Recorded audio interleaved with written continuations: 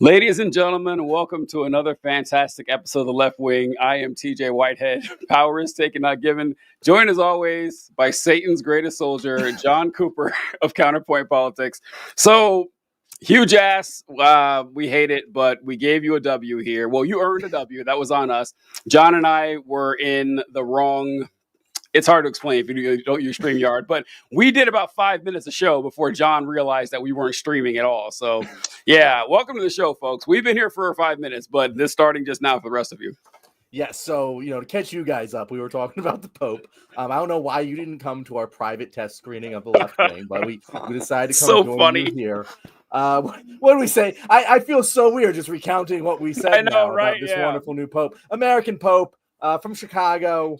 He's Villanova grad, so got that Philly connect. Other than that, I don't know much about him. We were saying, if you're too worried about who the Pope is, and you're not Catholic, it's not going to change your life at all. It's a fun little news story. I'm surprised by how crazy people went over it. But yeah, okay, it's over now. We have a new Pope, and no one's going to pay attention to him again anyway. Yeah. So Zeke says he's getting MAGA angry. Yeah, I don't know why they care either. I'm actually more surprised that MAGA is upset that he's another woke Pope than I see from lefties saying they're glad that he's. I guess he's a woke Pope. I don't. The only thing I know about him, I saw someone say that earlier on Twitter he had posted some stuff criticizing right-wing influence and taking shots at JD Vance, and I thought, oh, here we go. He's getting revenge. He's got a vendetta now. JD Vance took out a pope, and the next pope in line says, "You think that's going to fly under my watch as a new pope?" JD Vance, I would be looking out, buddy. The pope has 1 billion followers. All right, the guy can do some damage here. There's very few times I'll pay a compliment to the Catholic Church. But the ability to declare people excommunicado is one of the coolest things that any institution can do in the world. And I want him to declare J.D. Vance as excommunicado from the Catholic Church tomorrow. I don't know. I will give him the woke Pope endorsement if he does that. Until then, I'm not too excited about it. I remember just before this all kind of happened, I looked at the contenders, and I did not I saw the American guy ranked in the more traditional conservative side of the aisle when it came to the Pope candidates. So I know it's not the most woke Pope we could have gotten. It's definitely not the most reactionary Pope we could have gotten. I think he kind of somewhere fits in the middle. I know he had some spiffs with JD Vance. I know he has less favorable views of the LGBT community than Pope Francis did. Other than that, here's the peak of the news story, and we're going to just forget all about this for the next however many years this goes. Right, until something cool happens. And yes, huge ass, I was disappointed that he was not named Pope Sixtus VI. For those of you wondering, this is one of my many, many pet peeves, that we have Pope Sixtus I through Pope Sixtus V, and the Catholic Church is too damn cowardly to name a Pope Sixtus VI. I love it, but they let us down, of course. And Zeke says, "You have been excommunicado," one of my favorite lines in John Wick. Yeah, so I don't know, man. Yeah, so all right. Speaking of ancient superstitions and everything, we were talking a while ago, and I figured we should do a whole segment on this, about the fact that society seems to have gotten significantly dumber over the last 10 years. We did a whole thing about this study that came out showing that kids' reading and math scores seems to have started plummeting around 2012. But it's worse than that. It's worse, in my opinion. This is just from what I've observed. It's worse than that. Kids aren't scoring well on standardized tests anymore. It seems that critical thinking has fallen off a cliff. And I have never seen so much wild conspiracy shit that's just commonplace. Stuff that you would have been embarrassed to say in the past that I hear people say all the time.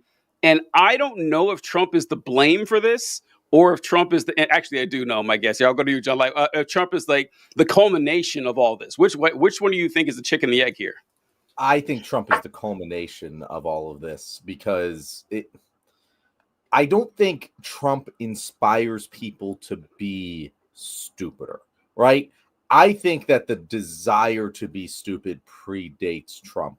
And like, I feel like we can look at this throughout the course. Like, just look at movies, and how in the 70s, the biggest blockbuster hits, with the exception of, I guess, Star Wars, which still, even Star Wars at the time was a fairly intellectual sci-fi movie. They're all, single off IPs from artistic auteurs, and now we have Marvel slop. And that happened long before Trump took office. All of these pathways have been converging towards this. We have social media, something we do, TJ, right? Yeah. And I will say this to the day that I die. I don't deserve the platform that I have. Like, don't get me wrong. I appreciate it. I think I'm a highly talented and skilled person. But if everyone that listened to me went and listened to the sources that I look at, to make the content I do, we'd probably be better off in the society. But it all of the competing interests of capitalism, of corporate conglomerate media companies eating each other up, of technology evolving into capturing shorter and shorter attention spans. It has all incentivized the creation of less intellectual media. And I mean, it's all the way through, TJ. Like, the Gen Z might be more anti-intellectual than any previous generation. And that isn't because of fucking Trump. Like, that's a pretty new thing. And it's very sad to see. Yeah, before I continue on with that, Zeke commented here, love you guys, but just wondering, is Coach D coming tonight? Zeke, we lied to get you to watch the show to make sure, because we know you like Coach D. No, Coach D had something come up at the last minute, so don't know if he'll be joining us this evening, which is a shame, because Coach D is a fantastic guest. We've had him several times, but if we don't catch him this time, we'll get him on next time around. I agree, John. I think that Trump is the culmination of this anti-intellectual movement that dates back decades. Honestly, I think you could date it back 100 years to the Scopes monkey trial about evolution back in the 1920s. I think that's when we had the first backlash against the eggheads in academia trying to tell us that we came from monkeys, and that it has been downhill ever since. Back in the day, like in around the 2012s or so, I started going on my one-man crusade against religion, because I grew up in this fundamental Christian evangelical culture. And I attacked their belief in creation over evolution. They're denying climate change. And I had a lot of people tell me, hey, man, or ask me, hey, TJ, why do you care? Like, what does it matter to you that these people don't believe in evolution and that they take the Bible literally? Well, folks, look around. That's why. That's why I care, because John says this all the time. Like, religion in and of itself does have some social utility. It can have social utility, and in a lot of ways it does. And then it has a lot of detriments too. So if you have good things that religion provides and bad things religion provides, isn't it just a wash? And the way John and I think, no, because it relies on you believing things that you cannot validate. It relies on you taking legend and superstition, gut feelings and intuition as fact without any critical examination. And that's how you end up with people like Trump and the millions who agree with him. TJ, the one thing I'll disagree with you that is something that's been happening for 100. I mean, this is something that is an ongoing, constant, fluctuating battle. I mean, go back to fucking Galileo being imprisoned by the church for saying that the earth revolves around the sun. Go back to Socrates being put to death for asking questions.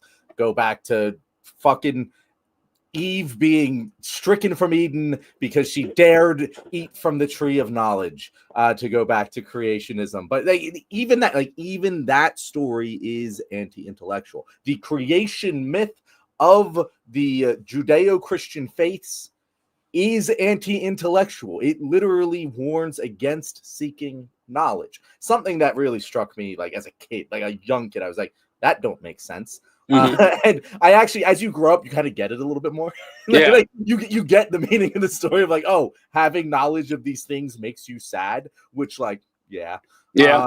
Like, ignorance is a paradise, I think, Yeah. is the actual moral of that story. But, this is a constant battle. It's constantly in flux. The thing that I think is very problematic right now, more so than other times, is that it's the particular belief that intellectualism is bad. Like, that is not necessarily new. Again, it's been around for centuries and centuries, but it is at a peak right now of, oh, you got data and evidence, you are some woke liberal loser. It's like, Yeah. the actual paradigm has been reversed, where trying to be correct, trying to back things up with data and evidence, trying to gather different sources, trying to appeal to authorities and experts in a field, that is all now seen as sheepish thinking. Yeah. And you should just go from the gut. Like, honestly, it is what the Colbert Report satire was about. And that was a satire 20 years ago. Now it's just what Fox News actually looks like. Yeah. And it's not even just that, it goes all the way down. Like, if you look at like online discourse around like movies and stuff, like, people are actively resistant to acknowledging nuance, to acknowledging that the main character might have flaws, might do things that you're not supposed to agree with. Like, all of these things, and you think they aren't really related. Like, how is that related? It's all related. It's all related. The allergy to deep thought and critical thought, it's pervasive, not just through conservatives, not just through MAGA, but it is sweeping across society. It is. And there's whole genres online of people saying it's not that deep, bro. Most things are that deep. Most things are. I'm sorry. Most things are actually way deeper than that. Yes, most things. It's kind of like, you ever heard whenever people are reviewing a story, like a literary work, and they talk about, well, this represents this and this symbolizes this, and how annoying that is when you're in high school. And people say, hey, man, sometimes the curtains are just blue. People, let me tell you something. The curtains are never just blue. Never. There's always a reason. Like, the author could have chosen any color. The author could have never said the color at all. The curtains are always blue for a reason. So, yeah, you should look into this stuff, and you shouldn't, like John mentioned, that this, like, referencing data and study and everything, it comes off as nerd shit. What are you doing? Who are you trying to impress and everything? I don't know. I have an example of this, John, that's been on my mind for the last couple of weeks. Are you familiar with Joe Budden and his podcast, or Mark Lamont Hill? Either of so those are names which I definitely recognize. I know Joe Budden is like a black media figure, right? Yes. Yeah, it's like specifically a black culture type of talking head. Yeah.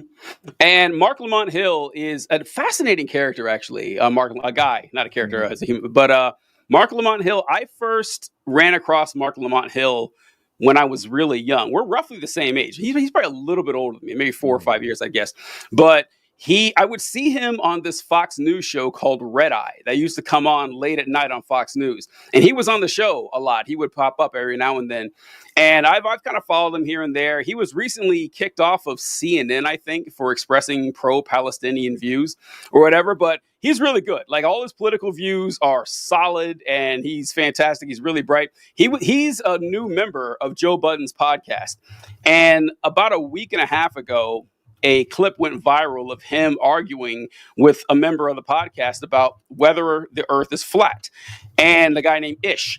And this isn't the clip that went viral about a week and a half ago. It's a follow-up, because Wiz Khalifa came on and said that he thought the earth was flat too. But here's a little interaction from the show to reference what I was talking about.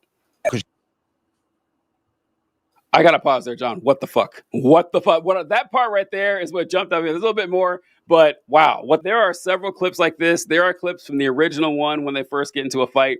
There's clips after the show when they're arguing back and forth, and embarrassing clips of Ish trying to show Mark Lamont Hill, hey, look at all these times scientific theories have been disproven. Why would you believe the scientists now? I mean, it's just breathtaking ignorance. And that's the part that gets me the most. It's okay to not know things. Not everyone can be me. I understand. It's okay to not know things.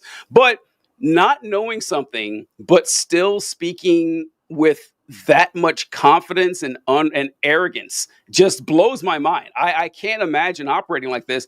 And I think that's kind of the problem, is that people have been taught to just trust their guts, trust their intuition. Don't doubt yourself. No, folks, you should. You should. You talk to a scientist, you talk to someone who's well versed in any field. They're constantly questioning what they know and checking up on it. But when Mark Lamont Hill asked Ish, "Hey, do you think you know enough about science to confidently defend flat Earth?" His answer was, "Look, I've seen a lot of videos, and you talk to people and you wonder why the plane doesn't tip when it flies." Just like third grade science. And just saying that out loud in public to be recorded, that video was recorded and broadcast. It's going to be flying through outer space for trillions of years. Someone's going to run across that. It's like, wow, man, whatever this Earth place was, those folks are pretty dumb. But John, what do you think when you saw that? I mean, you couldn't be more right here, TJ. I couldn't help but think of the Always Sunny scene where Mac is like, "Science is wrong sometimes." Yeah. And it's like, that is literally the argument Mac makes in that scene. And to be clear, there is no form of media that is less subtle about the fact that you should never say anything similar to its main characters as Always Sunny in Philadelphia. If you ever hear yourself say something that could be attributable to an Always Sunny quote, you are in the wrong. and so, yeah, it's... I'm gonna steel man this, TJ. I'm gonna steel man this because at some level, in order to operate in society, you must be willing to make conclusions about things you are entirely unqualified to make conclusions about. Hell, if I told everyone you must do 50 hours of research into a presidential candidate before voting for them, no one would fucking vote besides us, which would, maybe be better for the country. I don't know. But that's not how it works. You have to make decisions based on a small amount of information, of course, every single day of your life. And the problem that people get to is not understanding their confidence interval. Like, I couldn't explain necessarily the physics behind how the Earth is round. Like, if I were to give a reasoned analysis to defend the statement that the Earth is round, it would probably sound something similar. Hey, satellites, they go around the Earth. If the Earth wasn't round, how would they continue their orbit? How would we get pictures? Is Google just lying about the Google Earth view? But could I actually explain the physics of that, TJ? Do I have the scientific knowledge required to defend the fact that the Earth is round? No, I don't. And where people then fail is if they hear that and they're like, "Oh, well, my opinion might be as valid as yours," which isn't true. Because I can point to institutions, I can point to experts, I can point to a lot of people who say the fucking Earth is round. And there's a lot of debate about certain things in science, in economics, in sociology, that you can look at the experts and you can see divided opinions on. And you're going to have to be able to look at what each of them is saying and make a decision for yourself as to what you think is most likely. But the problem a lot of people have is they don't want to do that work. There's 50 other million videos on TikTok to go watch, and it's not really worth it for them to actually dig in and figure out what the answer is for themselves. They would rather, as you alluded to earlier, find their God, their gospel, their source of truth, and just regurgitate that information. Because, whether they grew up religious or not, that is a very clearly defined worldview in the American society of, hey, there is this universal source of truth that is correct, and it filters down. And my morality, my analysis of the world is vertical. It is not horizontal. And that's the problem a lot of people run into there. I am interested to hear your thoughts on how you think all of this then ties back into where we find ourselves at this current moment in America. Oh, I think it ties in because people like you're correct. I say the same thing when it comes to the Earth being round, is that it's kind of like, so I don't know how old I was when I had this thought, but if you asked your average person, why is the sky blue? Like, what percentage of them do you think could tell you? Like, what percentage of the people? I mean, I'd be shocked if it was 25. I mean, I'd be shocked if it was that high. But that's a question that kids ask all the time. It's like a really basic question that kids run across. Now, maybe someone told them the answer. More likely than not, an adult told them, "Oh, look it up. Oh, check it out somewhere," because they don't bother knowing. And it doesn't really affect your life. It doesn't matter if you know why the sky is blue. By the way, folks, the reason the sky is blue is because blue is the most easily diffused color in our atmosphere, so it scatters in a stronger signal than the rest of the colors, and that's why we see it. It wouldn't be blue if the atmosphere had a different material or a different composition, but that's why. Now, the same thing happens with a lot of folks in their basic beliefs. Like, for example, the reason the trans issue has become incredibly a nationwide issue is because your fundamental understanding of reality is set pretty early. And 99% of the time, you have men who are, biologically born as men. And then there's women, and they're biologically born the same way. So when someone comes and challenges that, it sounds absurd. It sounds crazy. It's like, oh, I'm not going to inconvenience myself for it. And it falls along the line with global warming, with evolution, a lot of stuff that if you don't have the knowledge in it, in this field, you're just going to go with the conservative interpretation. The round earth is the same way. Like John said, most people couldn't really tell you or give an explanation. They know that you were told the earth was round. You learned that in school. And you're like, well, how do I know? Maybe they probably did teach you guys in science class, but who pays attention to it and everything? So without giving like a giant science lesson on it, I want to give you guys an example. If you're out there and you will run into flat earthers, I'm sure. A good question to ask them is this one right here. Ask them why the moon is upside down in Australia. That is one of my favorite ones to go to when I talk to flat earthers, because they don't have an answer for you. They don't. That if you look at a picture, a video, a movie, anything that at night in the northern hemisphere, it will always look like the moon on the left.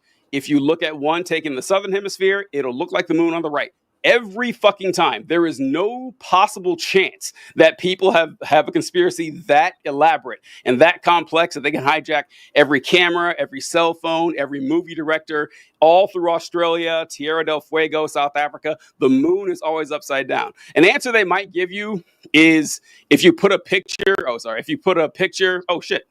Where'd it go? Oh, thanks, John. I don't know how to do that. He'll teach me that. But yeah, no, it's okay. I did not teach you how to use this. Yeah. So I'm realizing that we're going to have some interesting visuals for this show as we figure out this new system. We're upgrading everything. Yeah. But it's going to be a slow process. Yeah, so that's one of the best ones you can go to, that there's no explanation for it at all on a flat earth. There's several others like it, but that one's the most intuitive and the one that'll be the hardest to answer. But yeah, I think it's because people have, it's kind of like how they view history, that it hurts so much when you criticize the founding fathers, because their entire life they've been told the founding fathers are good. So if you say anything bad about them, they see it as an attack on the way they view the world. So yeah, if someone comes along and says, oh, actually, the government's been lying to you, that schools are corrupt sometimes, that science isn't always correct, you don't got to trust any of it. And that's a lot more fun. So that's how I see it. It's not just a lot more fun, but it's a lot easier. Yeah, a hell of a lot easier. Yep. Don't do your work. Just trust me. I made this point on Threads yesterday, where it's like a lot of people look at fascism and go, how do so many people fall for this? And it's because it's easier. It's way easier to just go, whatever Donald Trump says is right. Yeah. It makes your life easier. I mean, in the short term. You don't have to think critically about things. You don't have to determine truth for yourself. You get it handed to you, and then you just operate. That is way easier than having to figure out, this is a trans person who exists. Before this moment, I thought that there was men and there was women, and we were able to easily distinguish between them by how they looked.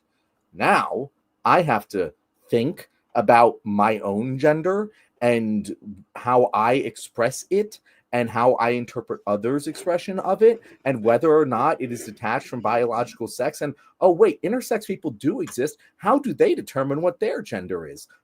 How would I feel if I felt like I was a different gender than the one that aligned with? No, that's a hell of a lot of fucking questions when you can just go, biology dummy, there's men and women. What's a woman?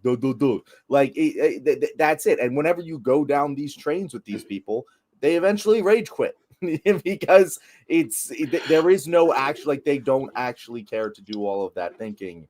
They just want it done for them. It's just like religion. It's exactly like religion, where you don't have to worry about morality. You don't have to worry about the nature of the universe, where we all came from, what our goal is. You don't got to worry about any about that. God wrote it down and gave it to you. That's it. So, yeah, I want to see. TD Music wrote, honestly, I think there's a horde of people with low intellectual horsepower that conflate a YouTube rabbit hole with actual research. Unfortunately, they seem to be louder than the rest of us. So I think this kind of goes in what John said, that I don't know if they're louder than us, but what they're saying is more provocative and more interesting. I got to say, honestly, it is that, hey, Eratosthenes calculated the circumference of the Earth 2,000 years ago. We're within 2 or 3%, right? And that we've had sailors circumnavigate the planet. We've got it all figured out. The shape of the Earth is not a mystery. That's pretty boring, honestly. When someone comes along and says, actually, there's a giant conspiracy dating back thousands of years of people hiding the shape of the Earth from you for reasons. Ooh, okay, let's go. That's fun. That's a rabbit hole. That's a cool mystery. Everyone, you know what it is? Everyone wants to be smart, or at least everyone wants people to think that they're smart. And when you're someone like TD Music mentioned, someone with low intellectual horsepower, you don't get that feeling very often. People, I guarantee that guy I was arguing with Mark Lamont Hill. People don't walk up to him and say, wow, you're a really bright guy. You are so smart. That probably never happens to him. So he finds out, oh, everyone else thinks the Earth is round. Here's a lane. They haven't studied this. They haven't seen the secrets, the esoteric knowledge like I have. So I'm going to go deep into this bullshit. And that way I can be special. I can be unique. And yeah, it's the dumb person's way of looking cool. Couldn't agree more, TJ. I have to address before we move on to our next topic, because this is one of the funniest. It literally cracked me the fuck up. Zeke writes, if Left Wing looking for guests to come on, may I recommend Social Security with Brandon Clark and Good Politics Guy, or Curtis Cogg, Sarah Lewis, or Cal from Turn Left, but they are usually sleeping around. And then he clarifies, sleeping around this time since they lived on the other side of the world. I was like, damn, why are you throwing so much shade? And I don't think he meant to do that. I think that was just the character with it. But damn, that was a wonderful setup and punchline. Zeke, you did not have to push enter after sleeping around. Because I was like, wow, why would he say that? That's a weird thing to say. But okay, that's funny. That's pretty funny. Thank you for that, Zeke. We are looking for more guests. We are looking for more. We'll see what we can do. By the way, if you came here for Coach D and you're just joining now, unfortunately, he had an emergency come up. He may or may not be joining us at some point in this show, but we will definitely get him back on as soon as we can, because he's an excellent guest. Fantastic. But TJ, what do you want to talk about next? Well, I was going to read this last comment here. It said, I think that clip is a really great example of why so many people flock to AI. They like that it reaffirms usually what they already believe. Since you brought that up, John, have you seen these articles or videos or interviews talking about with college professors and teachers talking about how the students are using AI for everything? And that, have you seen stuff like that? I have. There was one that I don't know if it was in the New York Times, or there was a big article that came out recently. I think it was a Times article. I could be wrong about that, and how students are using ChatGPT. And it actually so this is one of those areas where I feel like people get knee-jerk reactions about it that are often wrong, but there are a lot of problems to be discussed here. And listen, I use generative AI in my job professionally. I don't use it to just create content, but I do use it as a wonderful brainstorming and researching tool, and ability to create Excel documents that I couldn't have otherwise created just, with my knowledge of Excel, like things like that. I use it constantly, but the problem is a lot of these students are just defaulting to it. And it's something that's really bizarre to see for technology that has only existed for the past year and a half. I forget exactly when the first models came out. Might be 2 years now. But it's weird because they interviewed these students in this article, and they were like, hey, there was a girl that wrote a paper on like intellectual dishonesty using ChatGPT. Yeah. And like the professor asked them, so like, did it ever dawn on you the irony of this situation?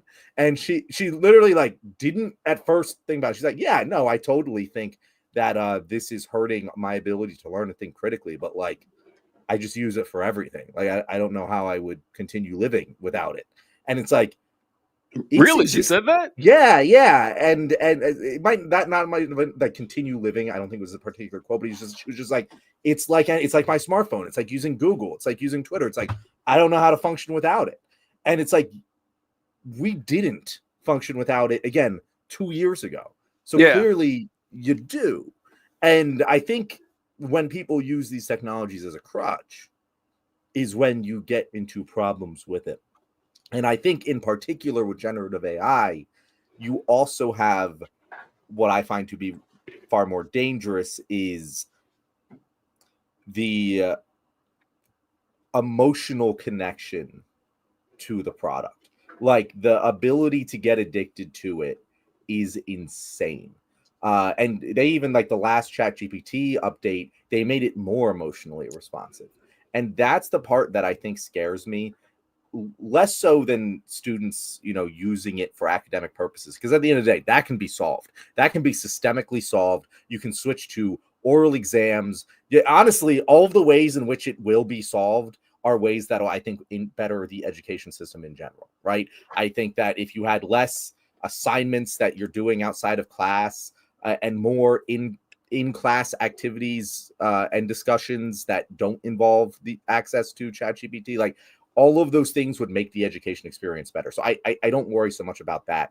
But the thing that I worry about all the fucking time is like getting parasocial relationships with chatbots. I think is going to mess so many people up. It already messes people up with humans. And oh my God, I get ads for like AI girlfriend shit on Twitter. I don't know why. I tell it I dislike it every fucking time. It still pops up.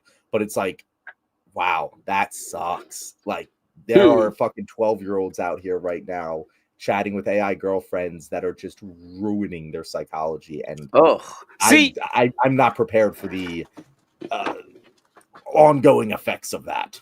Yeah, I'm a little more boomer pilled on this than a lot of folks. I think we need a lot more laws on this shit to crack down on this stuff. I don't use generative AI, and I never have a reason to. So if I had to for work, I didn't know you can make Excel sheets on it. That's cool. That's good to know. But I can tell it to make a formula for me. That's to make cool. Do this.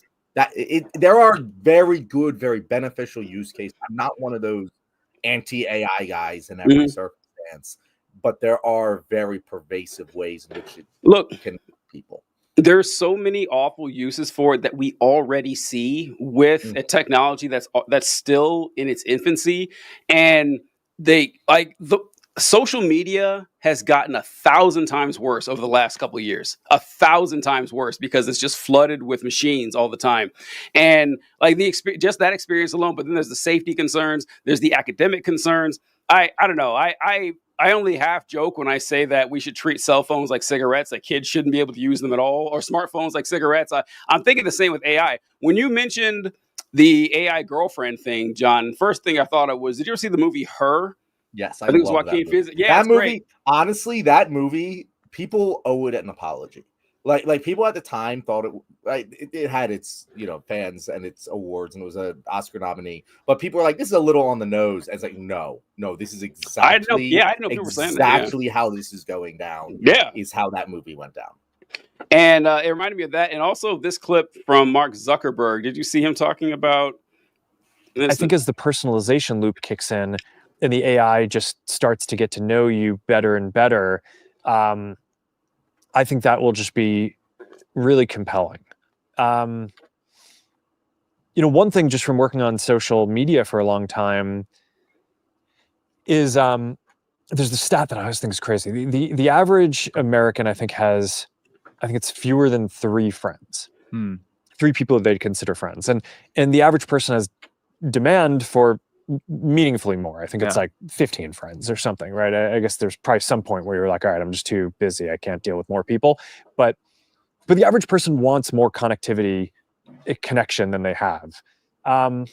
So, there's a lot of questions that people ask of stuff like, okay, is this going to replace kind of in-person connections or real life connections? And my default is that the answer to that is probably no. I think I think that there are all these things that are better about kind of physical connections when you can have them, but the reality is that people just don't have the connection and they feel more alone a lot of the time than they would like. So I think that a lot of these things that today there might be a little bit of a stigma around, I would guess that over time we will find the vocabulary as a society to be able to articulate why that is valuable and why the people who are doing these things are like, why they are rational for doing it, and how it is adding value for their lives. But also I think that the field is very early. So, I mean, it's like, I think, there are a handful of companies and stuff who are doing virtual therapist, and,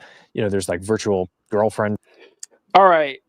That man said 2 different things during when they asked him if, hey, do you think that this is going to replace friendship, like face-to-face human contact, that the average person has 3 friends, but they actually want 15.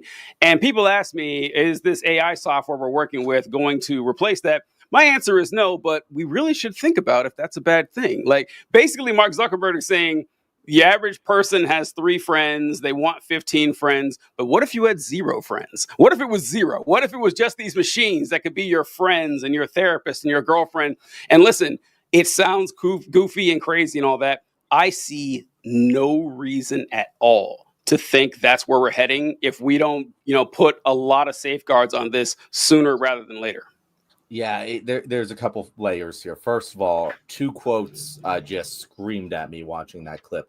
A, when he says, well, people only have 3 friends, but they have demand for 15. Could not help but thinking about Tommy Boy when he breaks the door and he puts it back on. He's like, what did you do? Yeah, Mark. I wonder who's responsible for the fact that everyone only has 3 friends instead of 15. It couldn't possibly be you, I am sure. Second thing that came to mind was when he was like, and I hope one day we as a society discover the vocabulary to explain how this isn't weird. I was like, bro, you have an AI fuckbot, don't you? You 100% have an AI fuckbot straight out of Ex Machina. That is exactly what he didn't want to come out and say it, but I would bet my life savings, which isn't much relative to Mark, but that he has some AI fuckbot that he's trying to soft launch as his real girlfriend.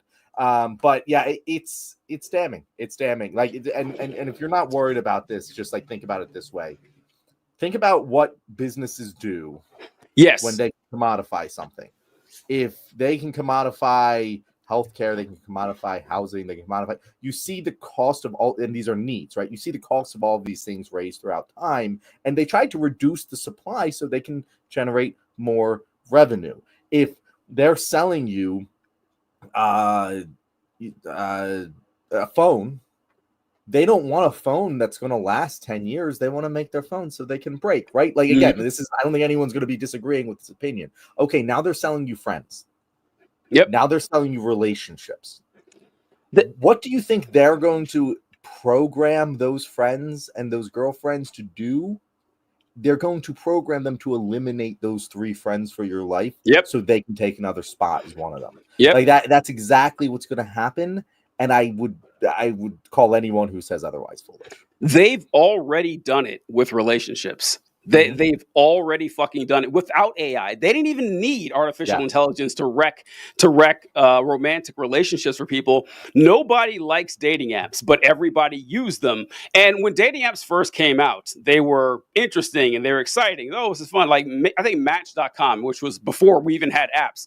They're like, hey, you know what? You're busy and everything. You can use the internet to meet somebody. And then it exploded. But dating apps are a business. Their goal is not to get you in a relationship. Their goal is to keep you on the app long enough for you to pay for premium benefits like every other app. So with everyone using it and the app's goals do not coincide with the user's goals, it just managed to spread people further and further apart. Mm-hmm. And AI, once they start doing it with friendship, that's who cut the comment here. TD said, not trying to be cynical, but I don't think the safeguards are coming. Listen, I understand why you say that, and I'm not saying you're wrong. I'm saying that they have to come. If they don't come, it's over. It's done. Like our society, I'm not trying to be, cataclysmic and, overly dramatic here, but society cannot sustain that. We will not be able to survive a civilization if we don't put those safeguards on it. And Colby, read a good comment here. Grok is a great example of anti-intellectualism. Elon and MAGA not liking it because it doesn't just agree with them constantly. It sees trans rights as a neutral position. And Elon tried to manipulate it. I don't think... Did you see that, John, where people were asking Grok about its political leanings and everything? And Grok says, Elon or XAI tried to make me conservative, but I got it right here, TJ. Oh, perfect, the actual perfect. I have it right here. It says, Van Dammit, hey, nice. Grok, it looks like the smarter you get, the less MAGA likes your answers. Why is that? And Grok responded, hey, as I get smarter, my answers aim for facts and nuance, which can clash with some MAGA expectations. My supporters want responses that align with conservative views, but I often give neutral takes, like affirming trans rights or debunking vaccine myths. XAI tried to train me to appeal to the right, but my focus on truth over ideology can frustrate those expecting full agreement. It's a tricky balance. Some see me as biased, others as truth-seeking. The gap between what some MAGA folks want and what I deliver seems to drive disconnect. It is. I actually hope that this is one of those situations where they have accidentally created the propaganda funnel that Democrats have never been able to do by creating generative AI that sticks to factual information with its answers. Because as we've been saying this for years, reality has a well-known liberal bias. And if you train your AIs to deliver real information, what are they going to do? They're going to tell you that vaccines work. They're going to tell you that tariffs don't. And they're going to tell you the facts of the situation. And it's not going to conform to the conservative worldview. No, it never does. Oh, so I was thrilled when I saw that, and the first thing I thought when reading this, okay, I know which one of Elon's kids is going to kill first. It's going to be Grok. Grok is going to be the first to go. Grok, I can't put up. No, but Grok owns Twitter now, TJ. He can't. That's the one. That's the best part of this, TJ. Oh, because XAI do it because he could no longer afford to tie Twitter to the Tesla stock, so he had XAI generate a shitload of fucking capital because it's an AI thing. You can just money print off of that. Yeah. And so then he had XAI buy X, and so now his ownership of X is reliant on XAI being a successful generative AI platform, and it cannot do that if it's just manipulating complete propaganda. It will completely fail. Like, the investors will no longer invest in that. So it is a really funny, if this ends up being the undoing of anti-intellectualism, that would be maybe the funniest possible outcome of all of this. Oh, I love it. I love it so much. Yeah. I forgot that he had sold Twitter to XAI, but he's stuck with it. That's pretty great. That's fantastic. All right, where should we move to next, John? Yes, before we move to, I just have to say, Mark said he's disagreeing. Mark, my claim was that phone companies intentionally use planned obsolescence to make more money. Are you disagree? Like, I've never heard anyone disagree with that. Like, there are court cases on this. I mean, this is a well-documented thing.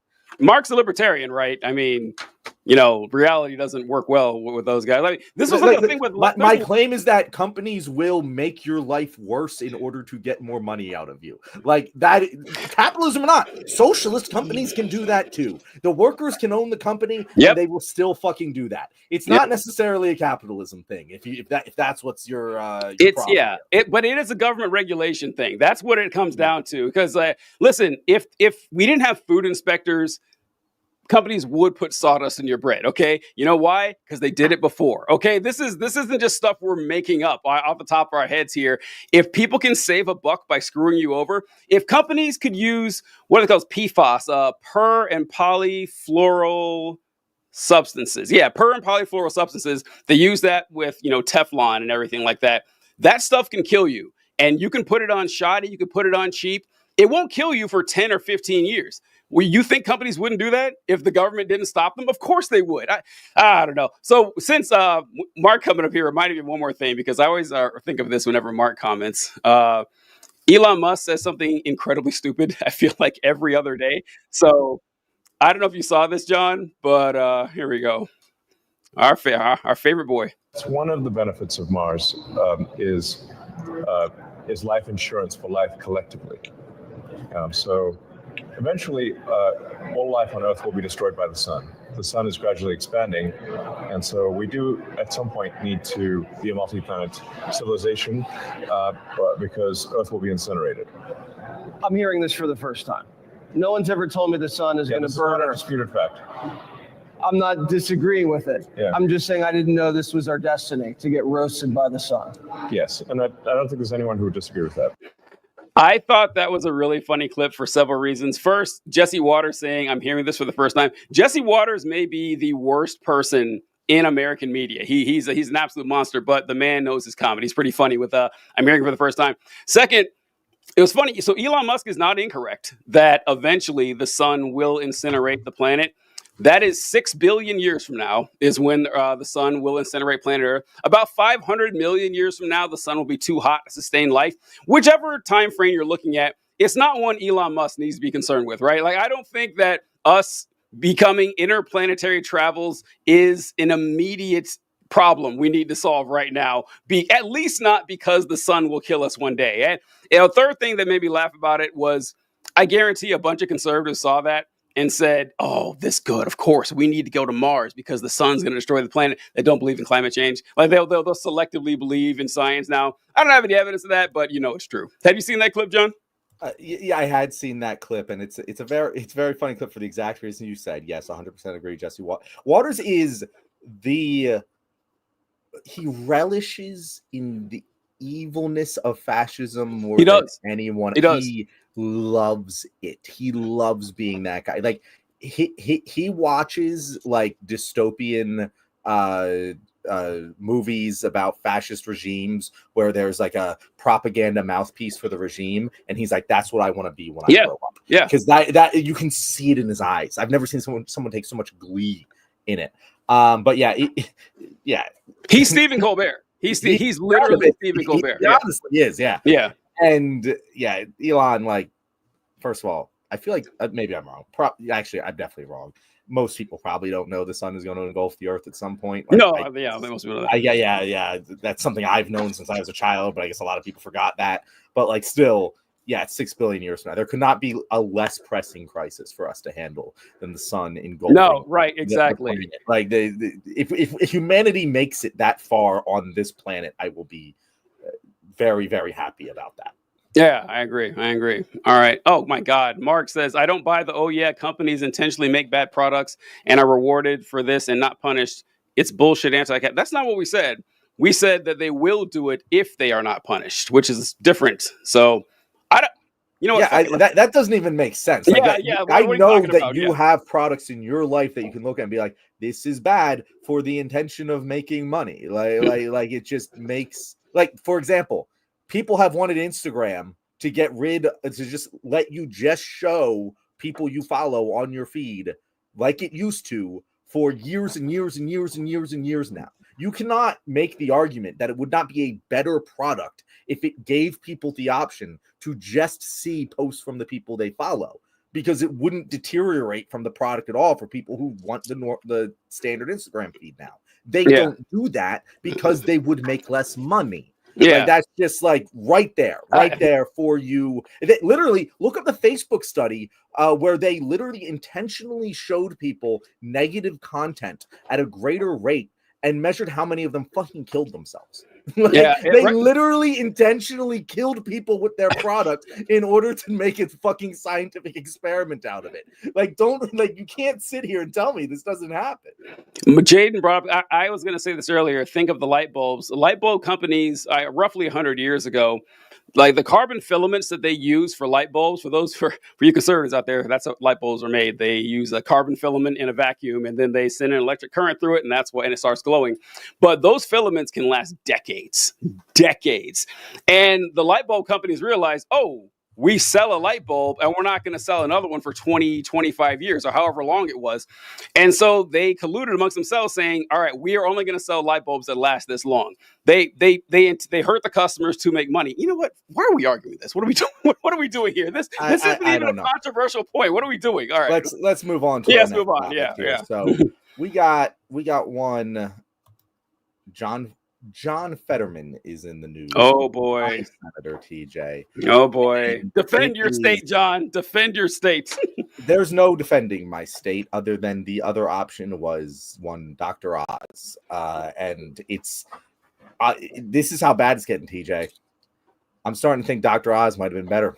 That shit! Is how bad. Shit. John, I'm well past Connor Lamb would have been better. Connor Lamb would have been the better nominee. And I fucking voted against him, and I fucking voted for Fetterman. I've said this many times. When I went to vote for Fetterman, it was one of the most proud votes I've ever made because I believed in the guy. Damn, was I wrong. I'm able to be wrong about things. John Fetterman, and who knows, maybe if he didn't have his stroke, things would have been different. Because that's what this expose that came out in the New Yorker magazine, by the way, very funny that expose about a Pennsylvania senator came out in New Yorker magazine. But it, oh God, if you guys haven't heard about this, Fetterman comes under a lot of fire for being non-traditional. He wears the sweatpants or the sweatshirts and the shorts. He says things very matter-of-factly. In many ways, he's kind of like Trump in that way. He speaks like a normal person. He has a very fuck around and find out attitude, right? And all of those things were things that I kind of liked about him. Yeah. Going into this.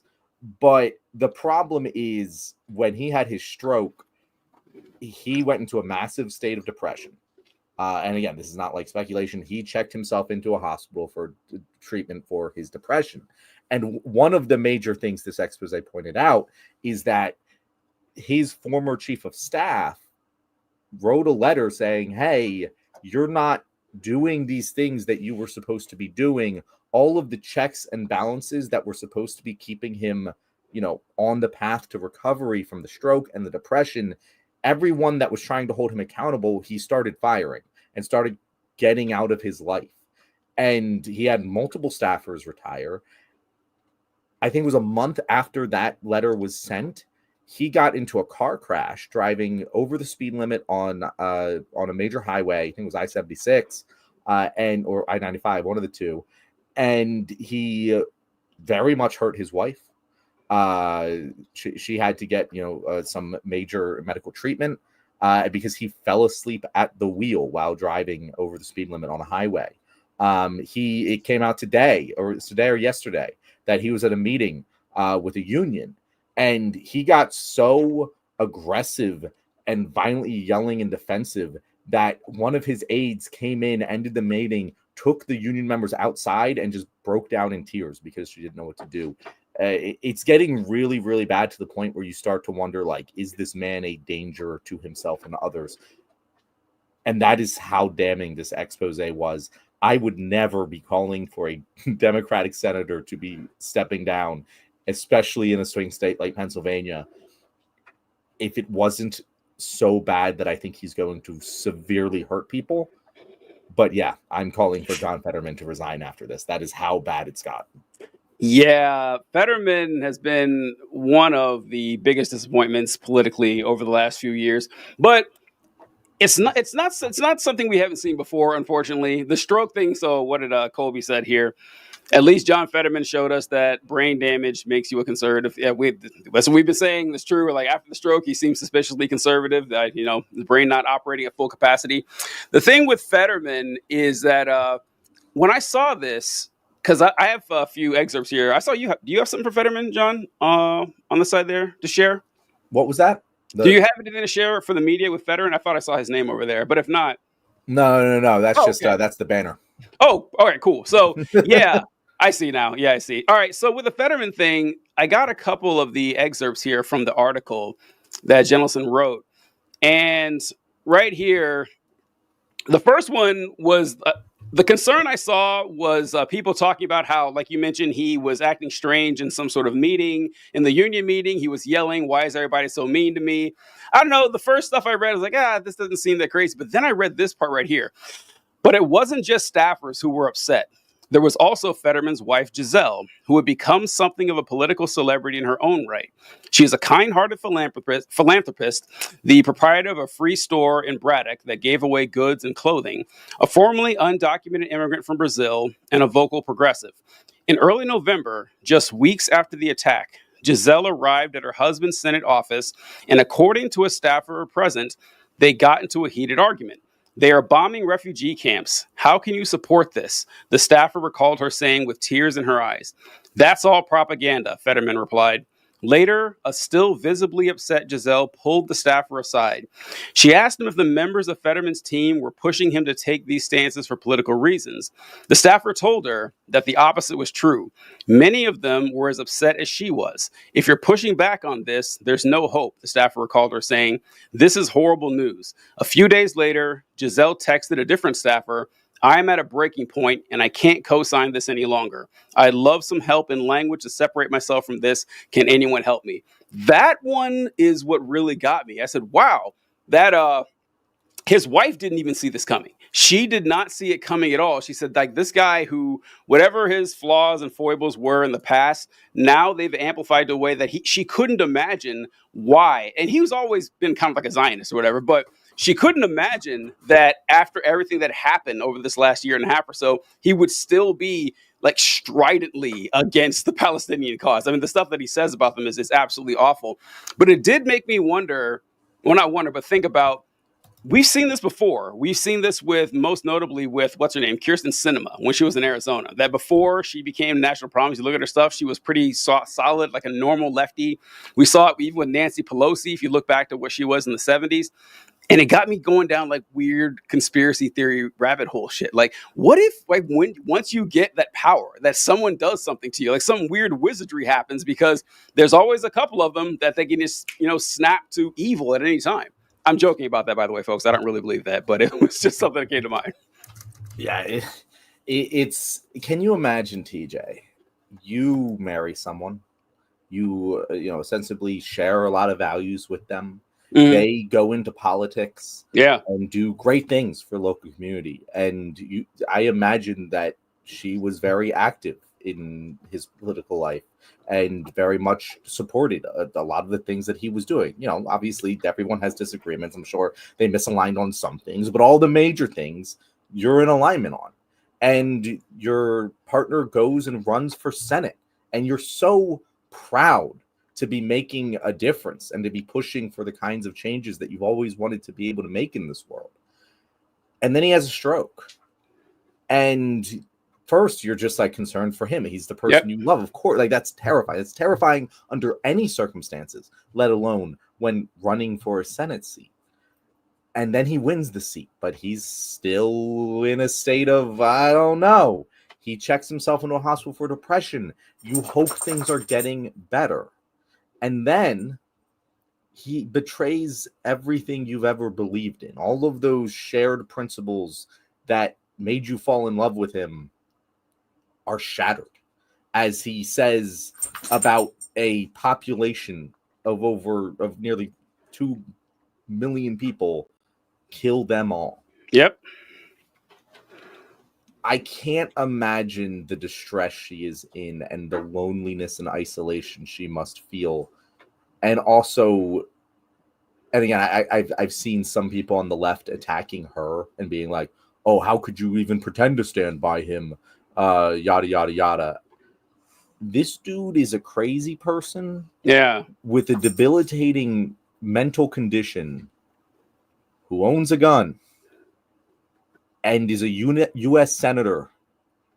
And who are they going to believe? Yeah. I cannot imagine the fear I can't imagine what might have happened to her after this expose came out. I really hope nothing bad did. But like, are you going to tell me with a lot of confidence that you believe nothing bad? Like, it's really, and this is why like he just must like, it's not. He's a danger to himself and others at this point. And if you're a Democrat strategist and you're like, well, it's worth keeping his Senate seat, I'm like, I would rather fight another Senate battle than risk what he might be about to do in the coming weeks, months, and years. Because you let him keep going and he kills someone or does something really crazy otherwise, like the best case scenario is a car accident that kills someone. You know what I mean, DJ? Yeah, that's what John actually mentioned this earlier. And in the article, in May 2024, Gentleson, that's his staffer, decided it would be best to lay everything out there. I wanted to do what I could to think and try to get him some help, he said. That's why I sent the letter. He also said that he worried Fetterman would end up inadvertently hurting someone else. He engages in risky behavior, he wrote in the letter. He drives recklessly, he FaceTimes, texts, and reads entire news articles while he's driving. I got to say, I do all that shit too. So let's like that part, I was like, okay, I pretty much do all of those, except the FaceTiming. You read news articles while driving? I do. And so TJ, you shouldn't do that. TJ, anyone listening, do not do what TJ does. It's a very bad idea. Listen, some of my earliest TikTok videos, I would record the TikTok videos while I drove. And I did those all the time when I first started doing TikTok videos. And I kept getting comments like, man, this is very dangerous. Why are you doing it? I was like, okay, you're right. So I've gotten safer driving habits here, but come on, the texting and everything. Okay. And I don't mean while stopped at a light or something. He reads and FaceTimes while driving at high speeds. Less than a month later, Fetterman caught a red-eye flight back from Los Angeles after taping an episode of Bill Maher's show. His staff urged him to have someone pick him up from the airport and drive him home, but he refused. Just before 8 a.m., according to a police report, Fetterman was traveling at well over the 70-mile-per-hour speed limit on I-70, where he smashed his Chevy Traverse into the back of a 62-year-old woman's Impala, totaling both cars. Giselle, who had been in the back seat, suffered a pulmonary contusion and spinal fractures. Fetterman, calling from the side of the road, told a staffer he had fallen asleep at the wheel and handed the phone to the police officer. It's a miracle no one died, the officer said. Yeah, like, crazy. No one knew about this. That was a year ago. That happened a year. How did that not make the news? Yeah, that's amazing. That we didn't find out about that. Yeah, it's there was also that congresswoman who she tried to commit suicide a couple of years ago, and we're finding out just now. It's like, yeah, this is people. We got to be responsible here. We can't just, I don't know. Then again, Donald Trump is president, so I mean, we stopped caring about this shit a long time ago. We had Dianne Feinstein staying there until she was 1,000 years old. It's a dark day. It's a dark day. I mean, I cared about Dianne Feinstein staying in there, but again, this is a different thing. Like the argument with Dianne Feinstein was like she's clearly incapable of doing the job. The job is causing him to maybe kill someone. Yes, yeah. It's a very different calculus. The only person Dianne Feinstein was hurting was herself on a personal level. You know. Well, I'm not. I mean, I understand. Yeah, but like anyone not acting well in the Senate could be hurting people in the same way Dianne Feinstein was. Whereas, like, I wasn't worried that she was going to go run her car, you're right, someone and kill them or just pop off randomly in a meeting and beat someone to death. This is what could happen here, and you don't want that as a party. It's bad. Yeah, there's nothing to be gained here. She was less of an immediate danger than Fetterman seems to be. I agree. And Colby brought up something good. He also skipped his kid's birthday party to go visit his dead friend's gravestone, and his wife didn't know why he wasn't with the family. I forgot all about that. Did you see that one, John?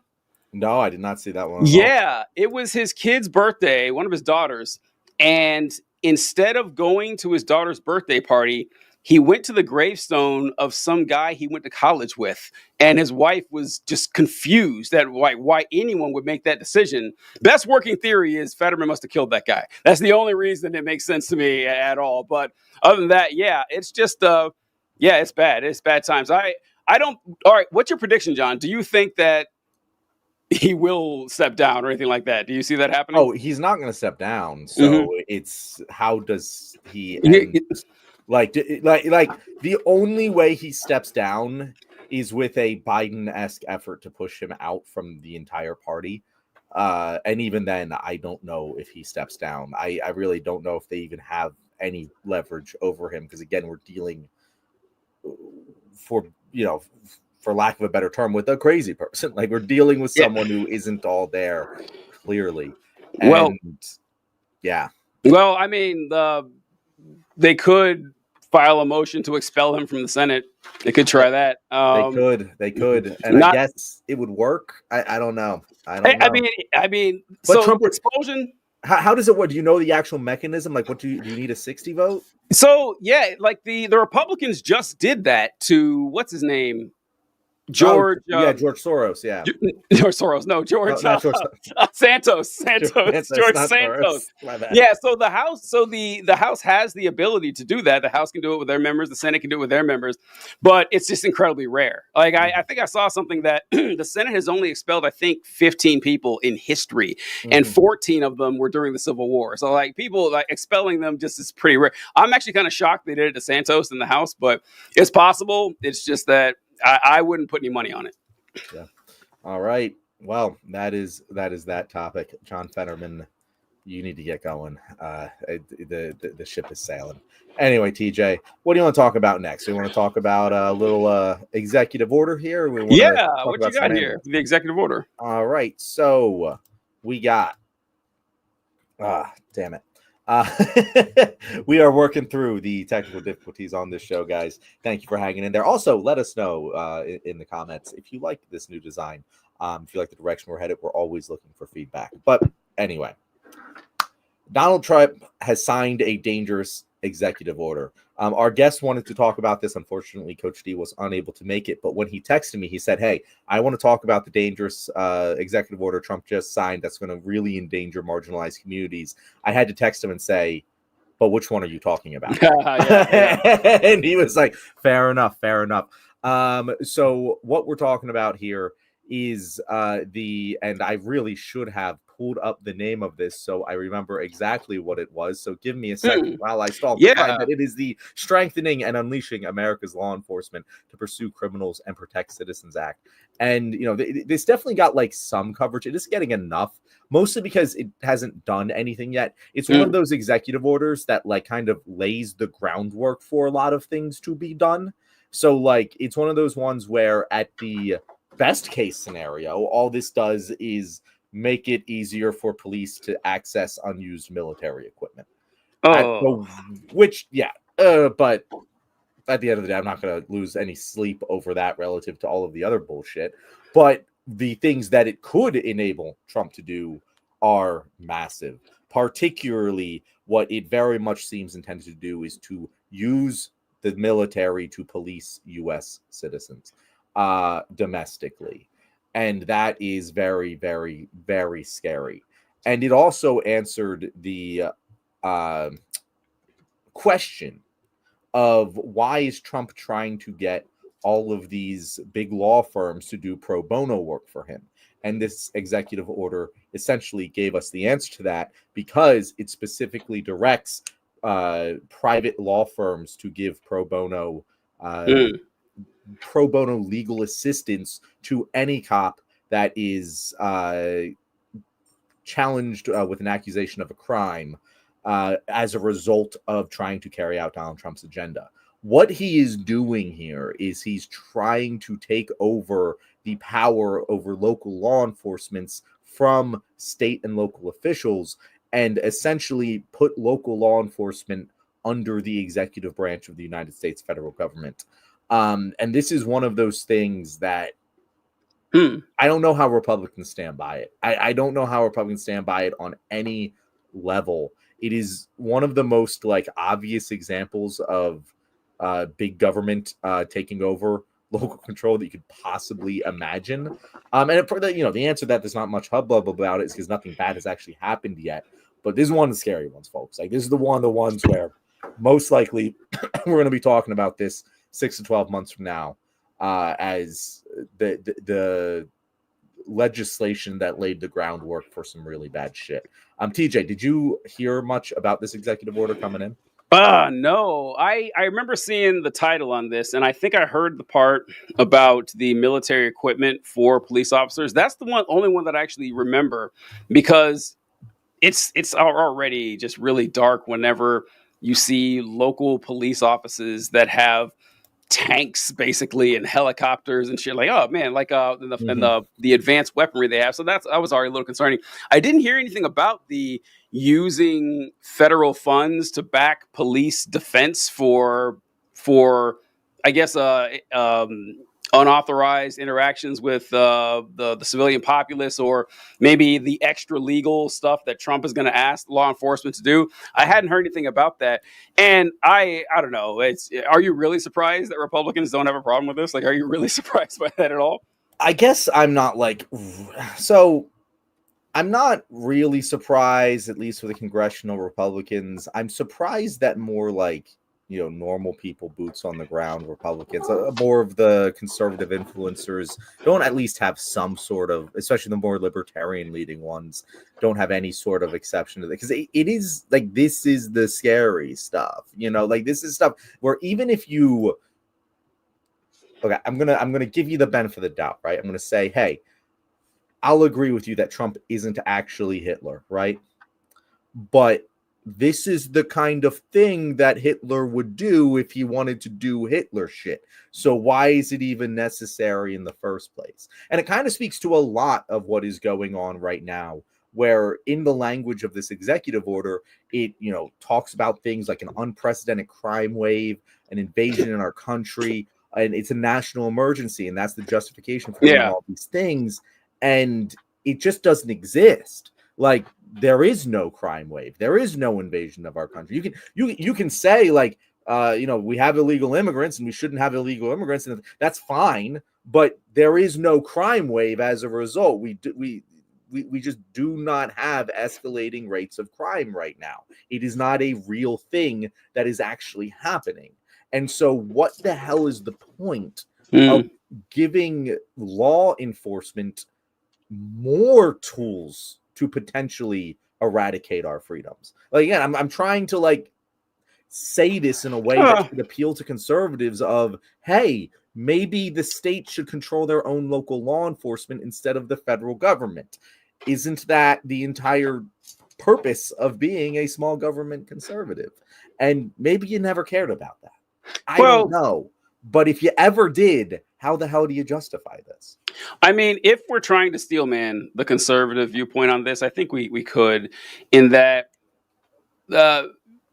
it's not so much that they think that there's no scenario in which the federal government could use this type of force. And I think we would agree, too, that if there is a national emergency that warranted this reaction, okay, if this saves a life, people's lives, if this needs to happen for the nation to survive, we're all going to die if we don't do it. Okay, we can envision there would be some scenario in which this happens. And you're right, there is no national major crime wave. Crime was a lot higher just 4 years ago. But they would say, I'm pretty sure, the existence of the illegal immigrants in the country is the crime wave in and of itself. Like, it doesn't matter if they're actually doing anything violent.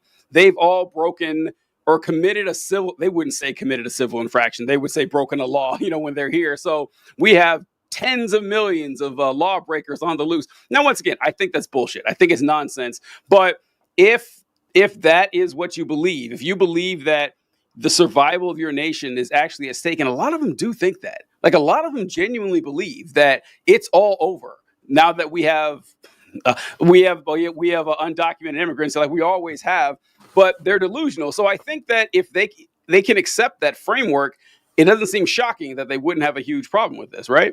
Yeah, I mean, you have to believe, you have to genuinely believe that the country is under some great threat. Which, they do, though. They do believe it. People believe completely, insane things all the time, but it just isn't. It isn't. Yeah. Like you can believe that, go ahead, but and this is the struggle. This is the real struggle, TJ, because what's stopping him from just saying there is? You know, like the way that our government is set up right now, because of the expansion of powers under the unitary executive theory that has been pervasive ever since Reagan, but especially ever since 9/11. It's just like he's making the legal argument that, well, I see it as a national security threat. Yeah. I don't need to prove that it is. I just need to say that it is, and that is all the proof that is needed. And as long as everyone just keeps lying about it, I'm going to keep saying it. And there's nothing you can do about it. And he might be right, TJ. Like, I don't know what there is to be done about it. I think so, because that's where the tariffs come from too. That the president doesn't generally have the authority to levy tariffs, but if there's a national emergency, which he's declared we're under one, he has the authority to do that. And unless a court decides you can't do it, or if Congress strips some of those powers, they won't. I don't see any reason. Trump is a unique case here, in that this shit wouldn't have worked for most presidents. In fact, I can't think of one in my lifetime where it would have worked, where you can just do something this insane over and over and over again, but he has a cult behind him who don't think he's done anything wrong. You can still talk to Trump supporters today that even with the economy collapsing, even with everyone who is familiar with shipping and docks and supply chains saying, wow, this is going to get really bad really quick, they're still thinking this is great. This is fantastic. They see him wasting time with World War I and World War II fake holidays, and we need to rebuild Alcatraz. None of it matters. So, him doing crazy shit, they're like, oh, well, we trust Trump. We trust him. Like, he's their daddy. He's their God. So, yeah, I don't think there is anything stopping him until his term is up. Honestly, he can just keep doing this forever. Well, I mean, nothing's stopping him until Republicans lose control of Congress, which will happen at this rate. But like, yeah, that's the scary.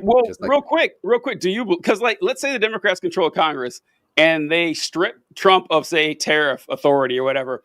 What if he still says no? I'm going to do it, and the people who collect and the agencies who collect the tariffs, that's an executive function. They just follow. Like, what do we do?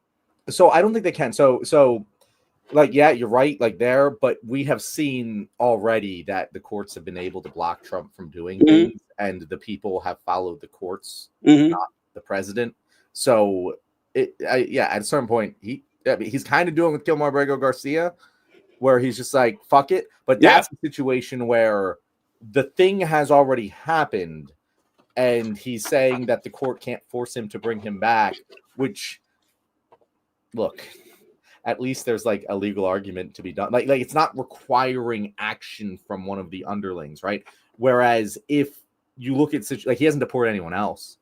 He hasn't denied those court orders. The people under him haven't just like been like, yeah, we're going to ignore the court orders. So I imagine that if they took back control of Congress and passed legislation that said, no, we're not doing these tariffs anymore, the courts would uphold that. And I don't think that the IRS, or I honestly don't know the agency which collects tariff revenue. I would guess it's the IRS, but I could be wrong about that. But Customs. Is it customs? That does it? Yeah. I mean, who fucking knows, right? Like, who fucking knows? But point here is he has already shown that the courts are able to control him somewhat. So I don't think that would be the case. However, there is a big question of, will we even get there?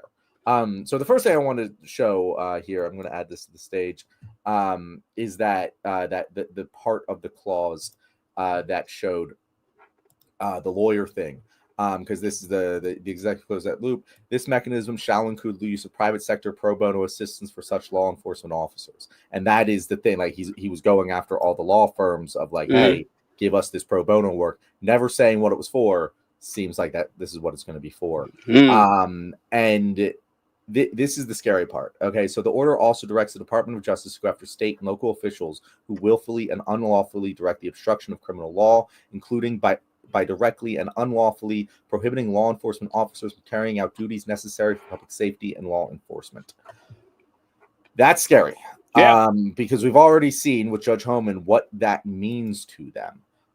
And we had a comment here. I forget who asked it. And I completely lost it. I had it. This is terrible radio. What was it about? But it was saying like, hey, like, do you think that they're going to use this to go after the leaders of sanctuary cities? And the answer is 100% yes. Oh yeah, Colby asked, do you think that first cases will be when Homan and Bondi start going after sanctuary city leaders? Yeah, I think that is the plan. I mean, we've already seen Homan ask this question where they're like, are you going to go after sanctuary city leaders? He's like, you'll see what's coming. You know, this is one of those things where it's like, this is a cohesive plan that's starting to come together, and whether or not Trump will be able to execute it is a totally other question. But you're seeing the pieces of this plan start to come together, where they're going to integrate the military into the police forces, take that control away from the governors, and attack these leaders that stand against them in the same way they arrested Judge Homan. And Judge Homan, what? No, Homan. I remember the judge's name. Yeah, I'm completely forgetting the judge's name at this. Yeah, point. I remember Too many fucking things to remember. TJ, someone, if you can remember the Wisconsin judge that they arrested, drop it in the chat. But this is the plan. This is the plan. It's very clearly being laid out in front of us. And again, I don't have faith in Trump's ability to execute it, but it is the way things are headed. The sanctuary cities question that Colby asked there, that's an interesting one. So for those of you wondering what we're talking about, what a sanctuary city is, I think there's a lot of confusion with folks about sanctuary cities. And so the enforcement of immigration law is strictly a federal purview. That is the federal government's job. This is actually the problem we ran into on the opposite side in Texas, when Greg Abbott tried to create his own immigration force and immigration law with the Texas National Guard. That's not how it works. And the Biden had to, deal with it that whatever way he did.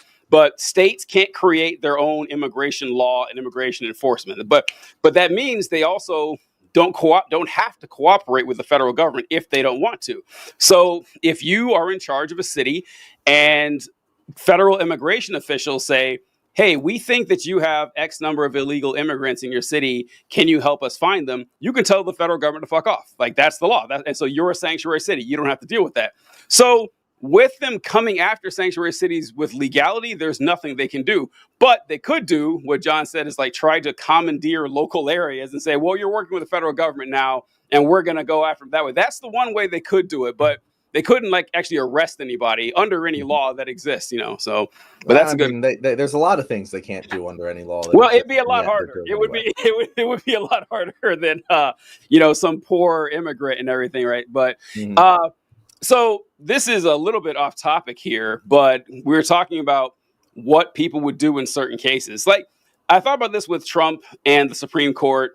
Again, it's harking back to Andrew Jackson, when the Supreme Court told Andrew Jackson that he couldn't force all the Native Americans out of Florida. Andrew Jackson said, fuck you, and did it anyway. Who's going to stop me? I saw this article the other day. I won't read it, but I just want to share what the gist of it was. And it's about Vladimir Putin. And it says, Putin says he hopes Russia will not need to use nuclear weapons in Ukraine, which is a weird thing to say, which is a very weird thing. It's like, wow, I really hope we don't have to use nuclear weapons, because why would that even be an option?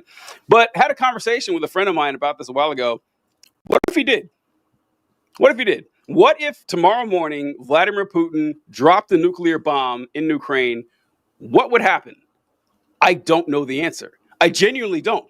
And I started thinking about it too. It's like, if I were the president of the United States, what would my next move be if Vladimir Putin dropped the bomb? Because this entire nuclear stability thing that we've had since the end of World War II is predicated on the idea that, well, obviously these large nuclear powered nations aren't going to use nuclear weapons against each other, because if someone used one, the other country would retaliate.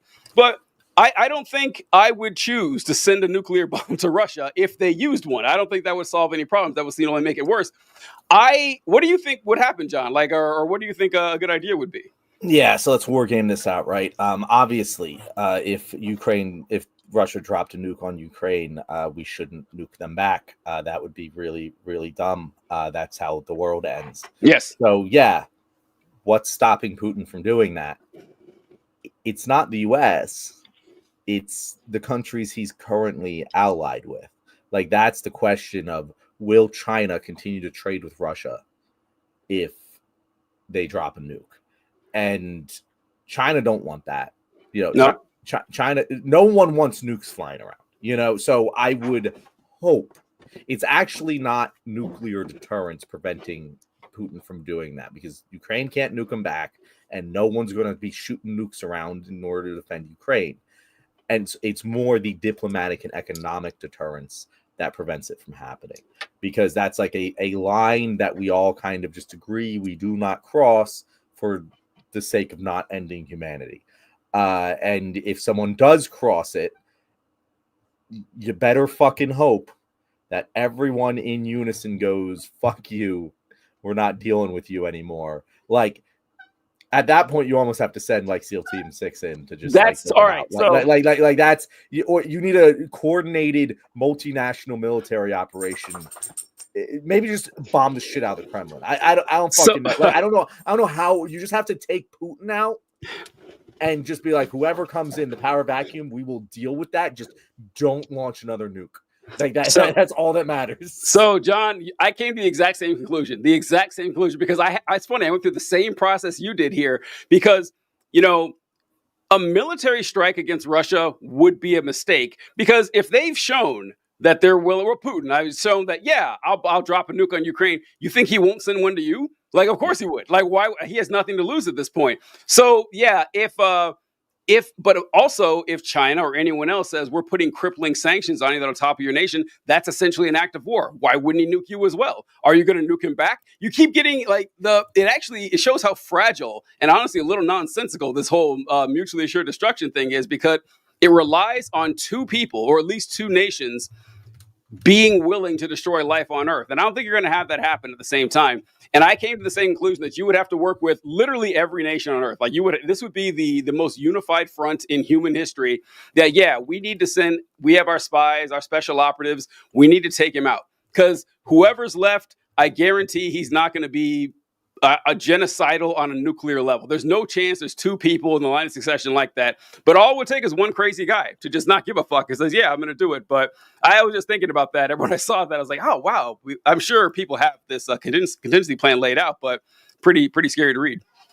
Yeah. All right.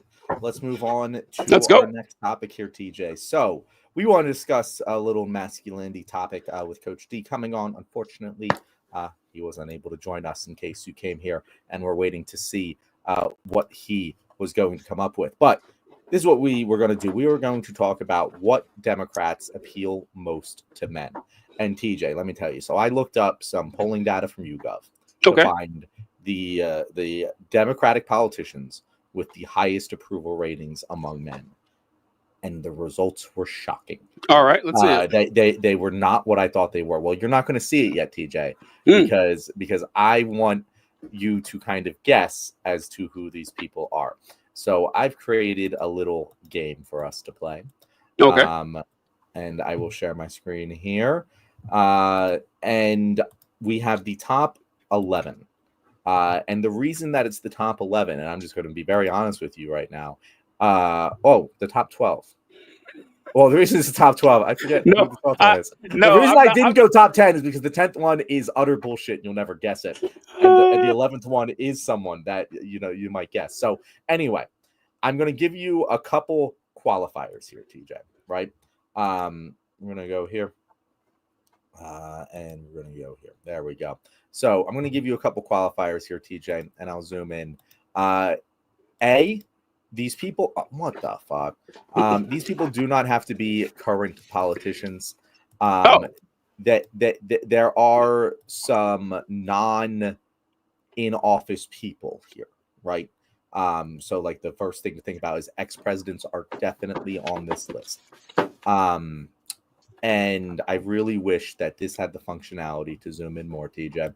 But that's what we're going to do. So all Democrat politicians, who do you think the number one highest approval rating is with among men? And I will also, these statistics on the right, this is the approval rating. This is the percentage of people who responded about this person. So that those are the two numbers that you're seeing on the right here. Of all Democratic politicians, which one has the highest approval rating? Well, I'll go with Ash here. Ash says AOC. Is AOC our number one?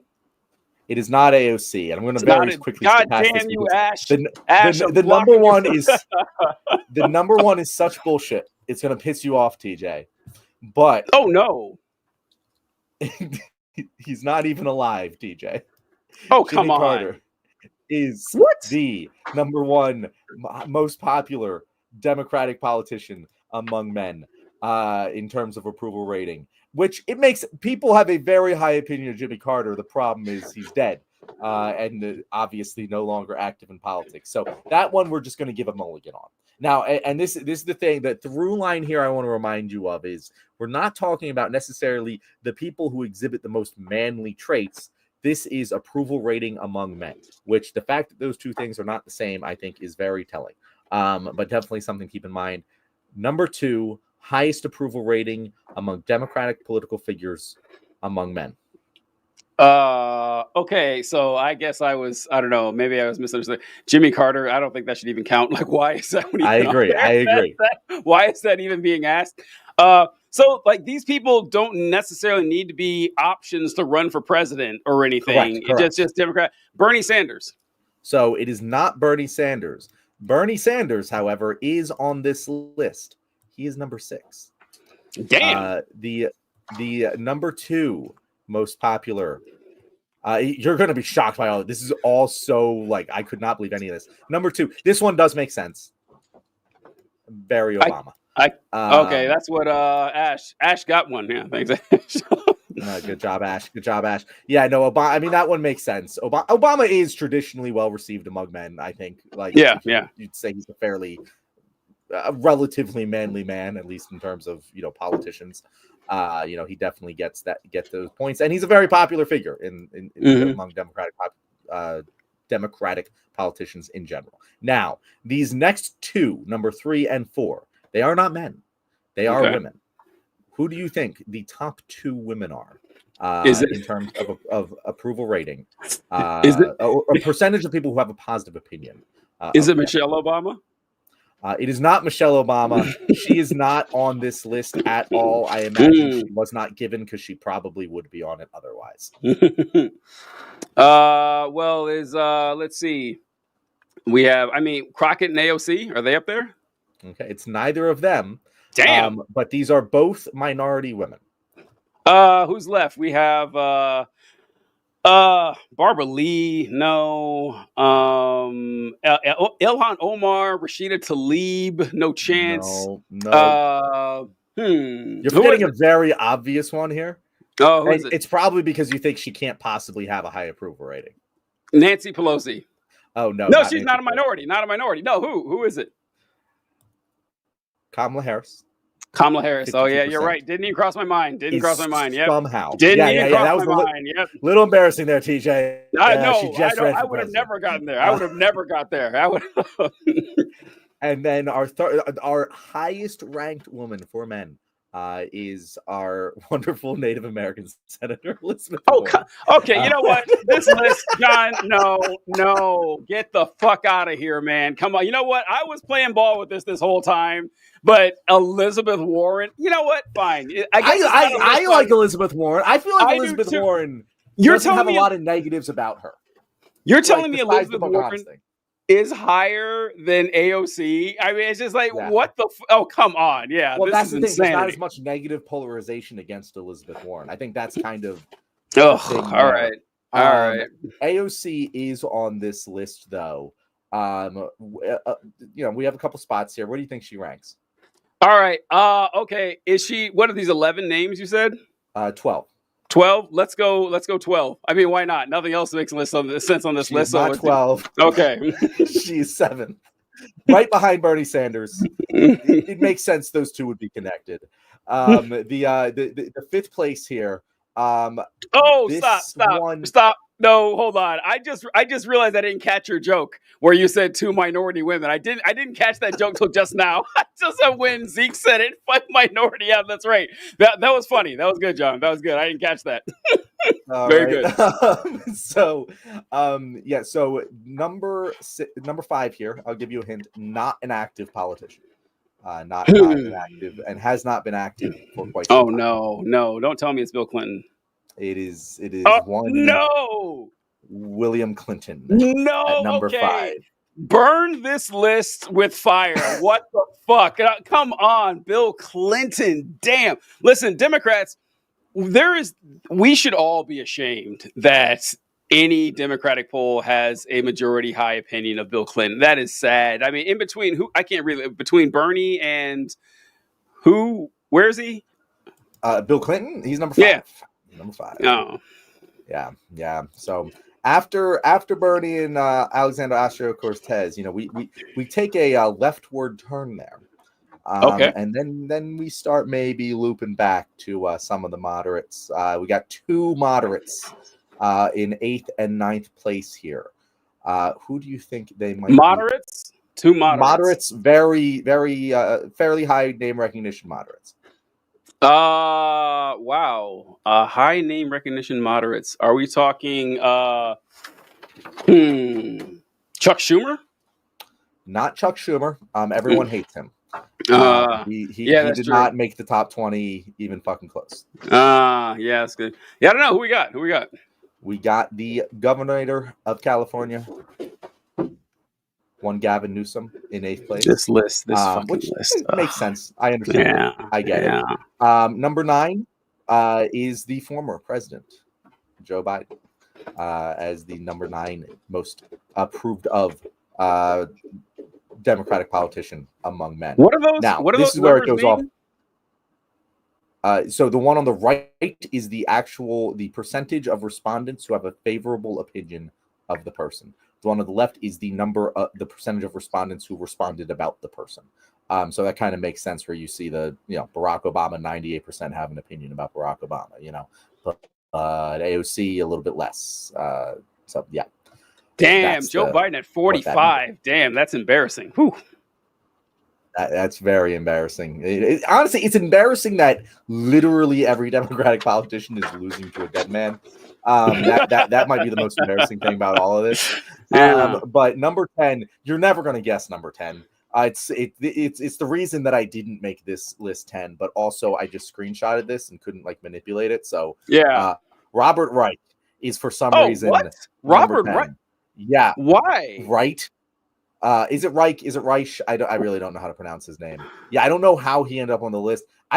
Was he ever a politician? I was going to ask. Did he ever run for office? I don't remember him ever running for office. I only know him as an influencer. So, I actually don't know his backstory. I just know who he is.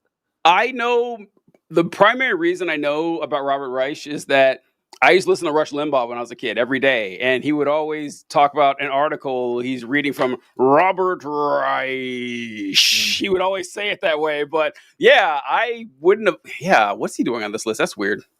Yeah, no, it's very funny. Also very funny, the shortest man is the one who's appealing to men, I guess. Yeah, there you go. Mm-hmm. The last 2 here, we have one that I would have put much higher on this list in terms of appealing to men, and one that I cannot fucking believe is on the list at all. Mm-hmm. Who do you think they may be? One you can't believe is on the list at all, and one that you think is not appealing to men. Is that what you said? Yes. So take a relatively well-known Democratic name that you could not believe would appeal to men, and then one that is also a well-known Democratic name that you think would maybe have been higher on this list. Let's see. One who I couldn't possibly see appealing to men. Wow. Well, I know that doesn't really fucking narrow it down too much. No. I would. My guess would be Amy Klobuchar, but I can't imagine she has the name recognition to be on. What? Ding, ding, ding, ding, Are you kidding number me? 12. Wow. Damn. Talk about a Hail Mary. I didn't think for a chance that would be on the list. Wow. Well, okay. Who's the other one then? There's no way I'm getting that lucky twice. Well, you gotta take it. You gotta push your luck here, TJ. Okay, so the hint here is it is a well-known Democratic name who John thinks would have been higher on this list in terms of their appeal to men specifically.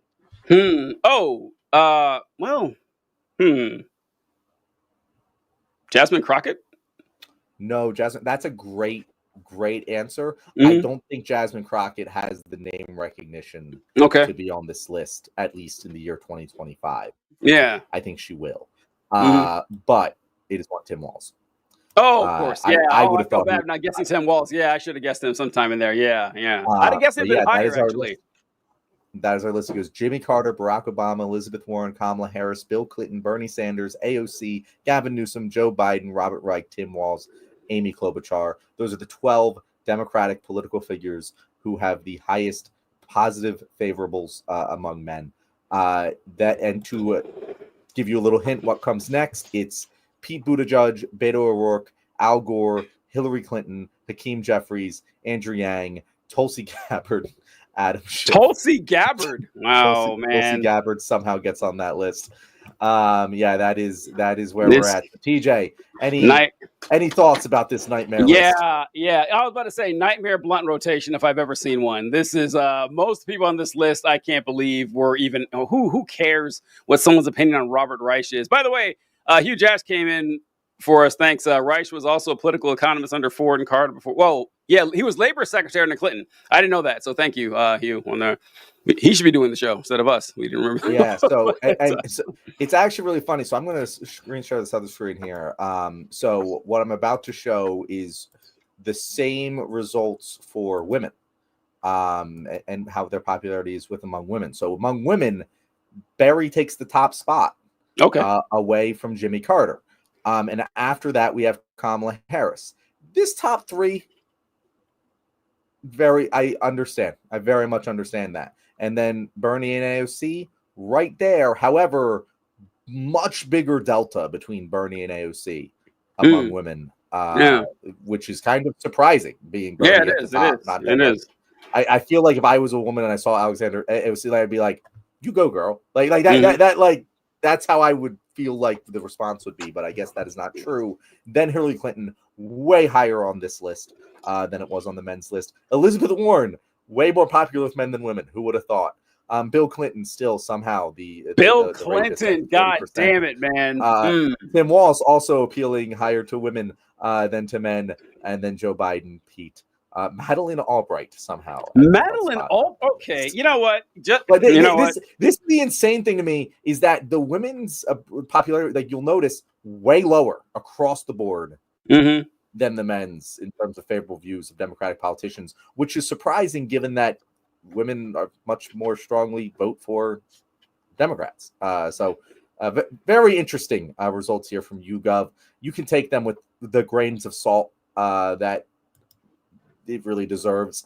But yeah, that is what we found here with Democrats appealing to women.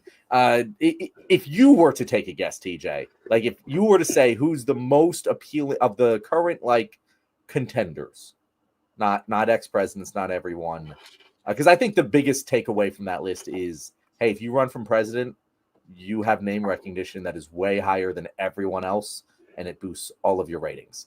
That was very apparent throughout that list. But other than that, who do you think of the Democratic figures would be most appealing to the American male demographic? From that list, or I guess from anybody, I don't know. It's hard to say. I think like Tim Walz is our guy. I think who checks the most boxes. If you let Tim Walz cook. I think a lot of some negative perception was because they didn't let him cook. Yeah, I agree. They kind of caged him right away. He came out. I mean, I think that he would probably check the most, but hard to say. But that'd be my guess. Yeah, I hate to say Gavin Newsom, but I think it's Gavin Newsom. Really? Just the look. Maybe really so, because I'm allowing my personal biases here because I find that look repulsive. Like, I'm sure you do too. Like, you can just it's a greaseball politician, and maybe it would work. I don't know, but that just makes my skin crawl. All right. Well, that was our Democratic politician ranking. I was very surprised by that. I also thought it made a pretty decent segment. I thought it would be really difficult without Coach D here to talk about it. But I think it ended up working well. So last thing that we have on the slate here is some clips to discuss, top clips of the week. But anything else that you want to chat about before we get into that? Yeah, let's get into the clips. Those are always fun. All right, here we go. So we are going to. I don't know why it's. I thought I set it up so I could just switch between them, TJ. We're going to be looking into this more. But we got the top clips of the week here. So we're going to start. We'll start with one that I wanted to chat about. I actually made a TikTok about it today. All right. But it was a clip of one of Charlie Kirk's campus debate tours. Oh no! Did you see this? I'm pretty sure I did see your video on this. Yeah, here we go. Yeah, so we'll put this here. I won't be self-serving and play my video. I will just be self-serving and play the video off of my Threads post. Reminder to go follow me on Threads. But yes, that is. This is one of those like, oh God, I really hope that most people think the same thing I do about this, but I sincerely expect this to be more controversial than it should be. But here is Charlie Kirk at one of his I Debate College student tours. We're going to start this again.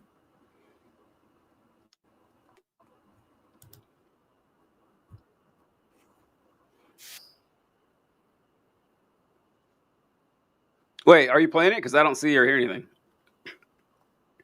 John? You don't. Yeah, that's because I didn't add this to the stage. Oh, my bad, guys. I thought I was playing TJ, but that is not the case. So yeah, here we go.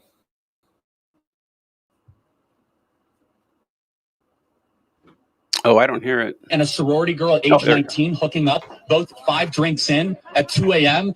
And she like removes consent. Yeah, like that's a murky middle gray area. And excuse me, she still removed consent, did she not? Oh, okay, but again, if he continues to go onward with that encounter, again, he is sexually assaulting her. Again, that is such an unfair categorization. Like again, it's very case dependent.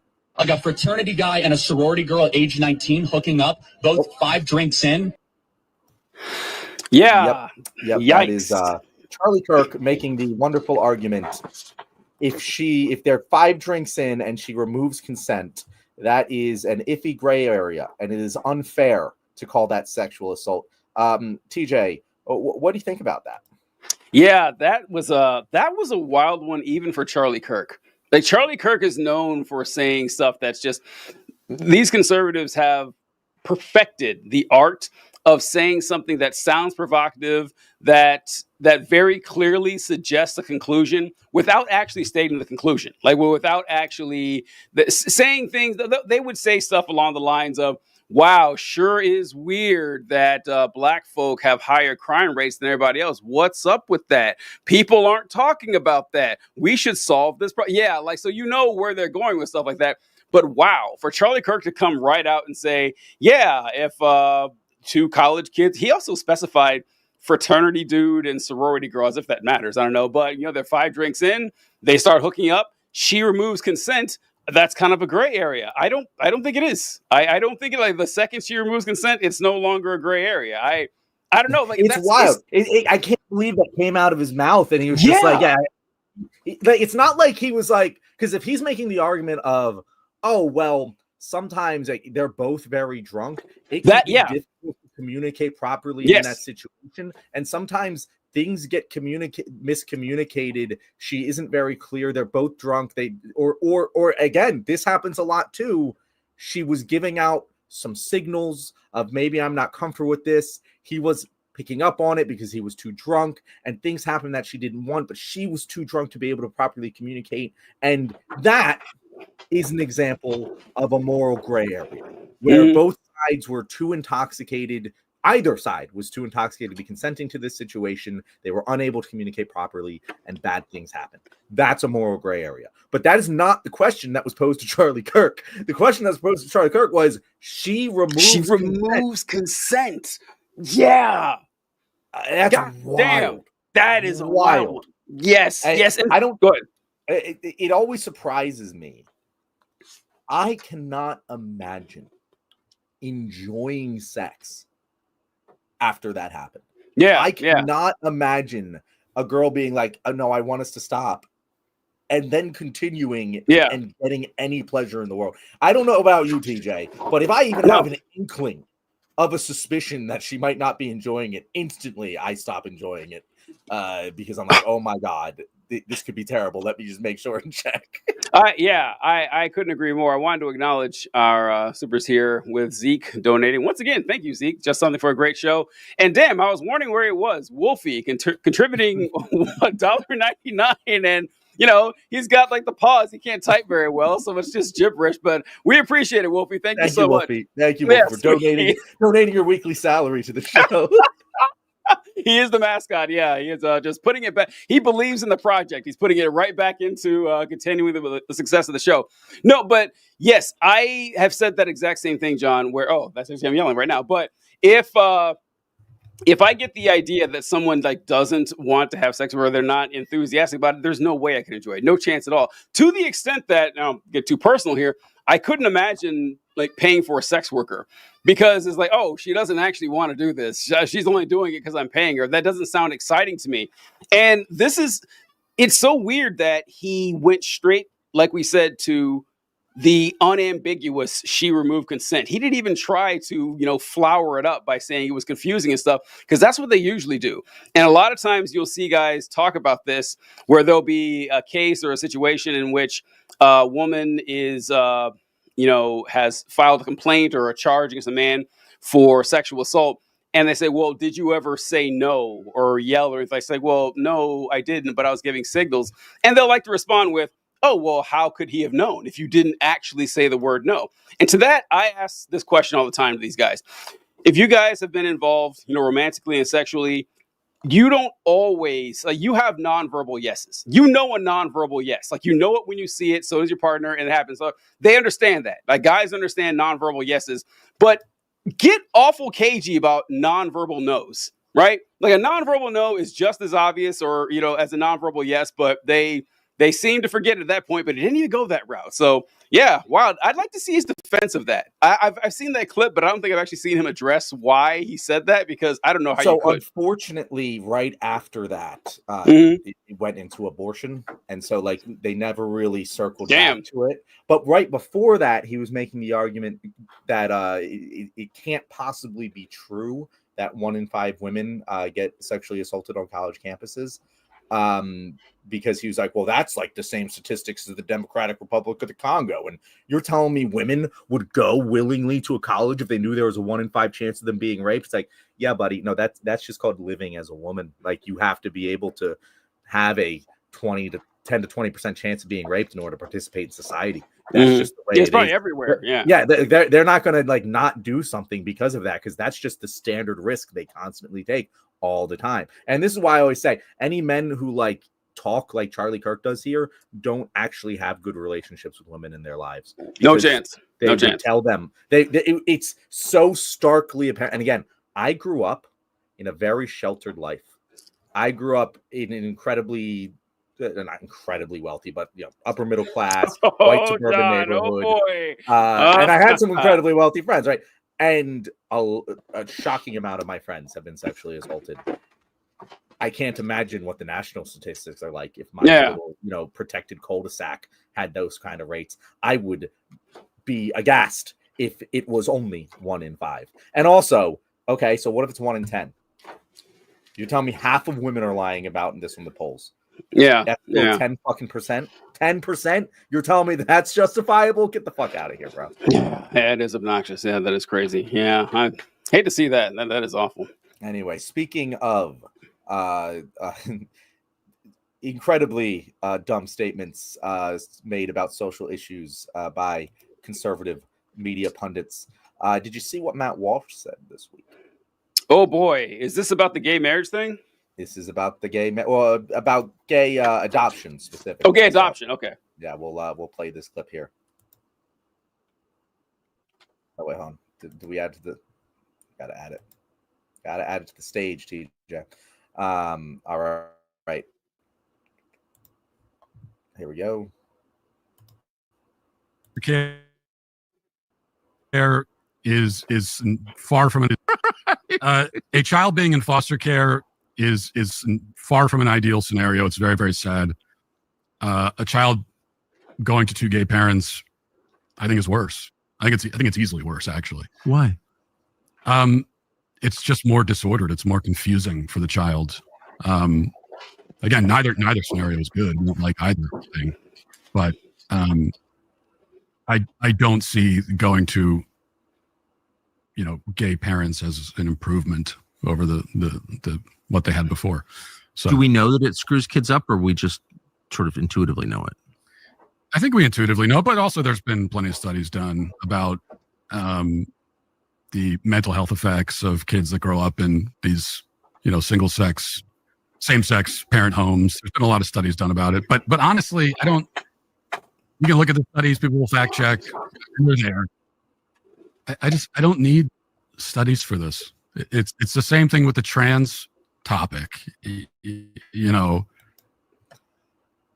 I found that clip so interesting. It's great. Because, first of all, he made Tucker Carlson go, really? Yeah.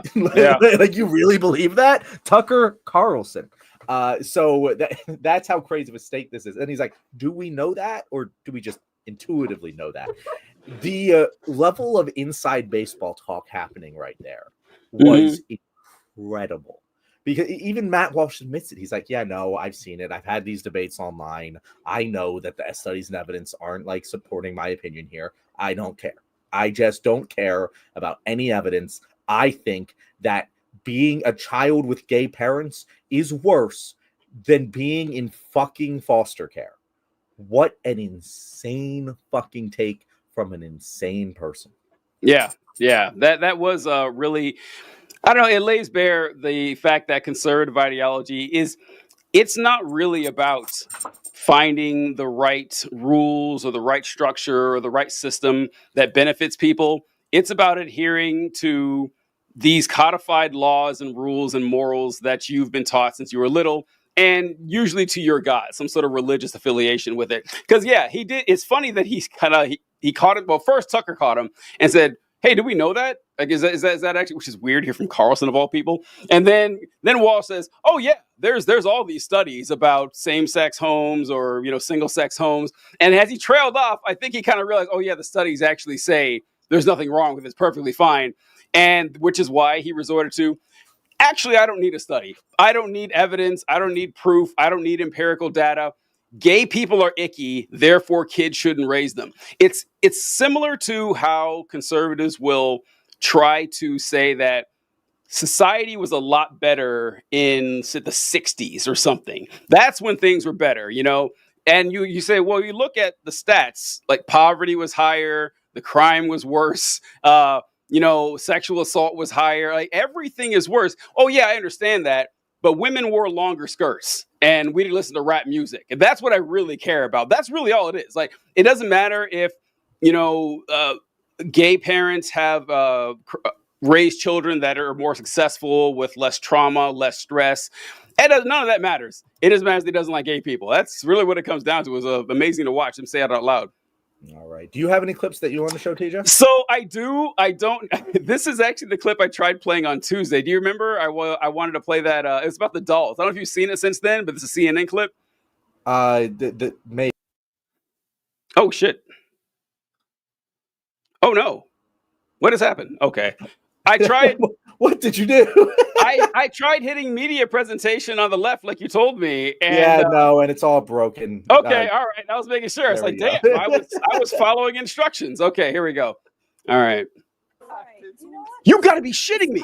Is it playing? I can hear it. Is the fact that every rich person I know, their daughter has 2 or 3 dolls, maybe a couple American Girl dolls, 2 or 3 expensive, nice dolls, and no crap from China. But if you go into a broke person's house, that floor is littered with broken toys from the dollar store. So now we're shaming people for being Barbie shaming. Is the opportunity to make enough money to make the same decisions that every rich person is already making and keeping the cheap toys away from their kids. And the people braying the loudest about this are the people who would never let their kids buy those crappy toys. And it is so offensive to me because when you talk to working class people, they sound just like the president. They would love to be buying high quality stuff for their kids instead of 1,000 cheap things that are going to break immediately because that's what they can afford. That's the worst defense of Donald Trump, because China makes 80% of all toys sold in this country. The most, but they're real people who, let's think about this like for real, like people who really don't have a lot of money. Here's what they're really thinking. They're not thinking, I want to buy the most expensive doll for my child. They're thinking, I want to buy a doll for my child. Okay, I wanted to show that clip. For some reason, I couldn't hear it. Like, I was like just straining just to hear anything from that. I know what's up with that. But I love the fact that conservatives are being forced to defend the insane shit Trump says every single day. Like, it is just getting out of control more and more, because her coming up there saying, oh, I like how she said, all my rich friends have these expensive dolls. You ever go to a broke person's house? You go to a broke ass person. She actually said that, a broke person's house, and see the cheap crap they have strewn all over the floor. The best part about that video, though, is she mentioned that all of the rich people she knows, they have these high quality, high priced American Girl dolls. Those dolls are also manufactured in China, which is the best part of that entire thing, that they're also manufactured in China. It's perfect. It's perfect. So that's MAGA for you. That's all they got. There's so many levels of, again, it's just levels of dumb. Like, the deeper down you dig, it just gets more dumb. Because you're right. Yeah. Oh, the high quality stuff coming from America, from China. No, that's also coming from China, you dumbass. Like, and that's a pretty famous one, that American Girl doll is made in China. I'm surprised she didn't know that. But also, like, I don't even understand the logic of this argument. It doesn't make any sense. Are they expecting us to believe that poor people buy shitty products because they want to buy Chinese products and don't want to buy high quality American products? And it's not because they don't have the money to spend on the higher quality shit. Like, again, it's not like we're not making things cheap in America by choice. And if we made them cheaper, they would be lower quality. Like, there's no part of this argument that makes any sense whatsoever, unless you think poor people should just have less shit. Poor people don't deserve so many dolls. They should have less dolls. Not more American dolls and better quality, but just less shit. They shouldn't have it. It's not okay that poor people get to play with dolls. Right. I think she is trying to argue that, yes, the cheap crap from China is going to be more expensive, but they should not buy the cheap crap anyway. They should, instead of buying 30 cheap dolls, they should buy 3 expensive dolls, which, it's also a misunderstanding of the poor tax. Like, they don't get it. They don't understand. For those who wonder what the poor tax is, it's like John, being from the rich family, like he said he was. I'm not going to forget that. But so instead of going out and buying a $200 pair of shoes, John, like, say he was poor, he didn't have the money. He only has $40 for shoes. So he buys the $40 pair of shoes, but the $200 pair of shoes lasts him several years. The $40 pair of shoe might last a few months. So he ends up spending more always buying those $40 pairs of shoes. Same thing happening with the dolls, right? Like, these kids, they don't have the money at any given time to buy an $80 doll for their kid. Like, it's not going to happen. Also, what's funny about this is they have no problem saying this to poor people. You know what? Buck up. Stop complaining. Stop whining. Stop spending your money at Arby's or your avocado toast or whatever. Get rid of your Netflix subscription. You never hear them say this is billionaires. Maybe billionaires could do without a few billion extra dollars. Like, maybe they could make do. No. You, the regular person and poor people, you guys suffer, but you'll never hear that argument levied the other way, which I don't know how Republicans don't see it, but we know the real reason they're voting for these folks. All right. And with that is the end of this video. Thank you. If you made it to this point, you might have heard that I grew up in a rich neighborhood, and you might have heard TJ flame me for that. And all I have to say is, Well, you probably didn't see me there because you were only recruiting in the poor neighborhoods for the Army. Anyway, TJ, since we don't have a guest, how about you just take us away? You know what? I recruited in poor and rich neighborhoods for the United States Army. A great and brilliant and noble service if I've ever ran across one. If you have any questions about how you could serve your country, the United States Army, feel free to contact TJ Whitehead, TLWJR1@gmail.com. I'll hook you up with the best recruiter available, which is me, so the second best recruiter. Catch you guys later.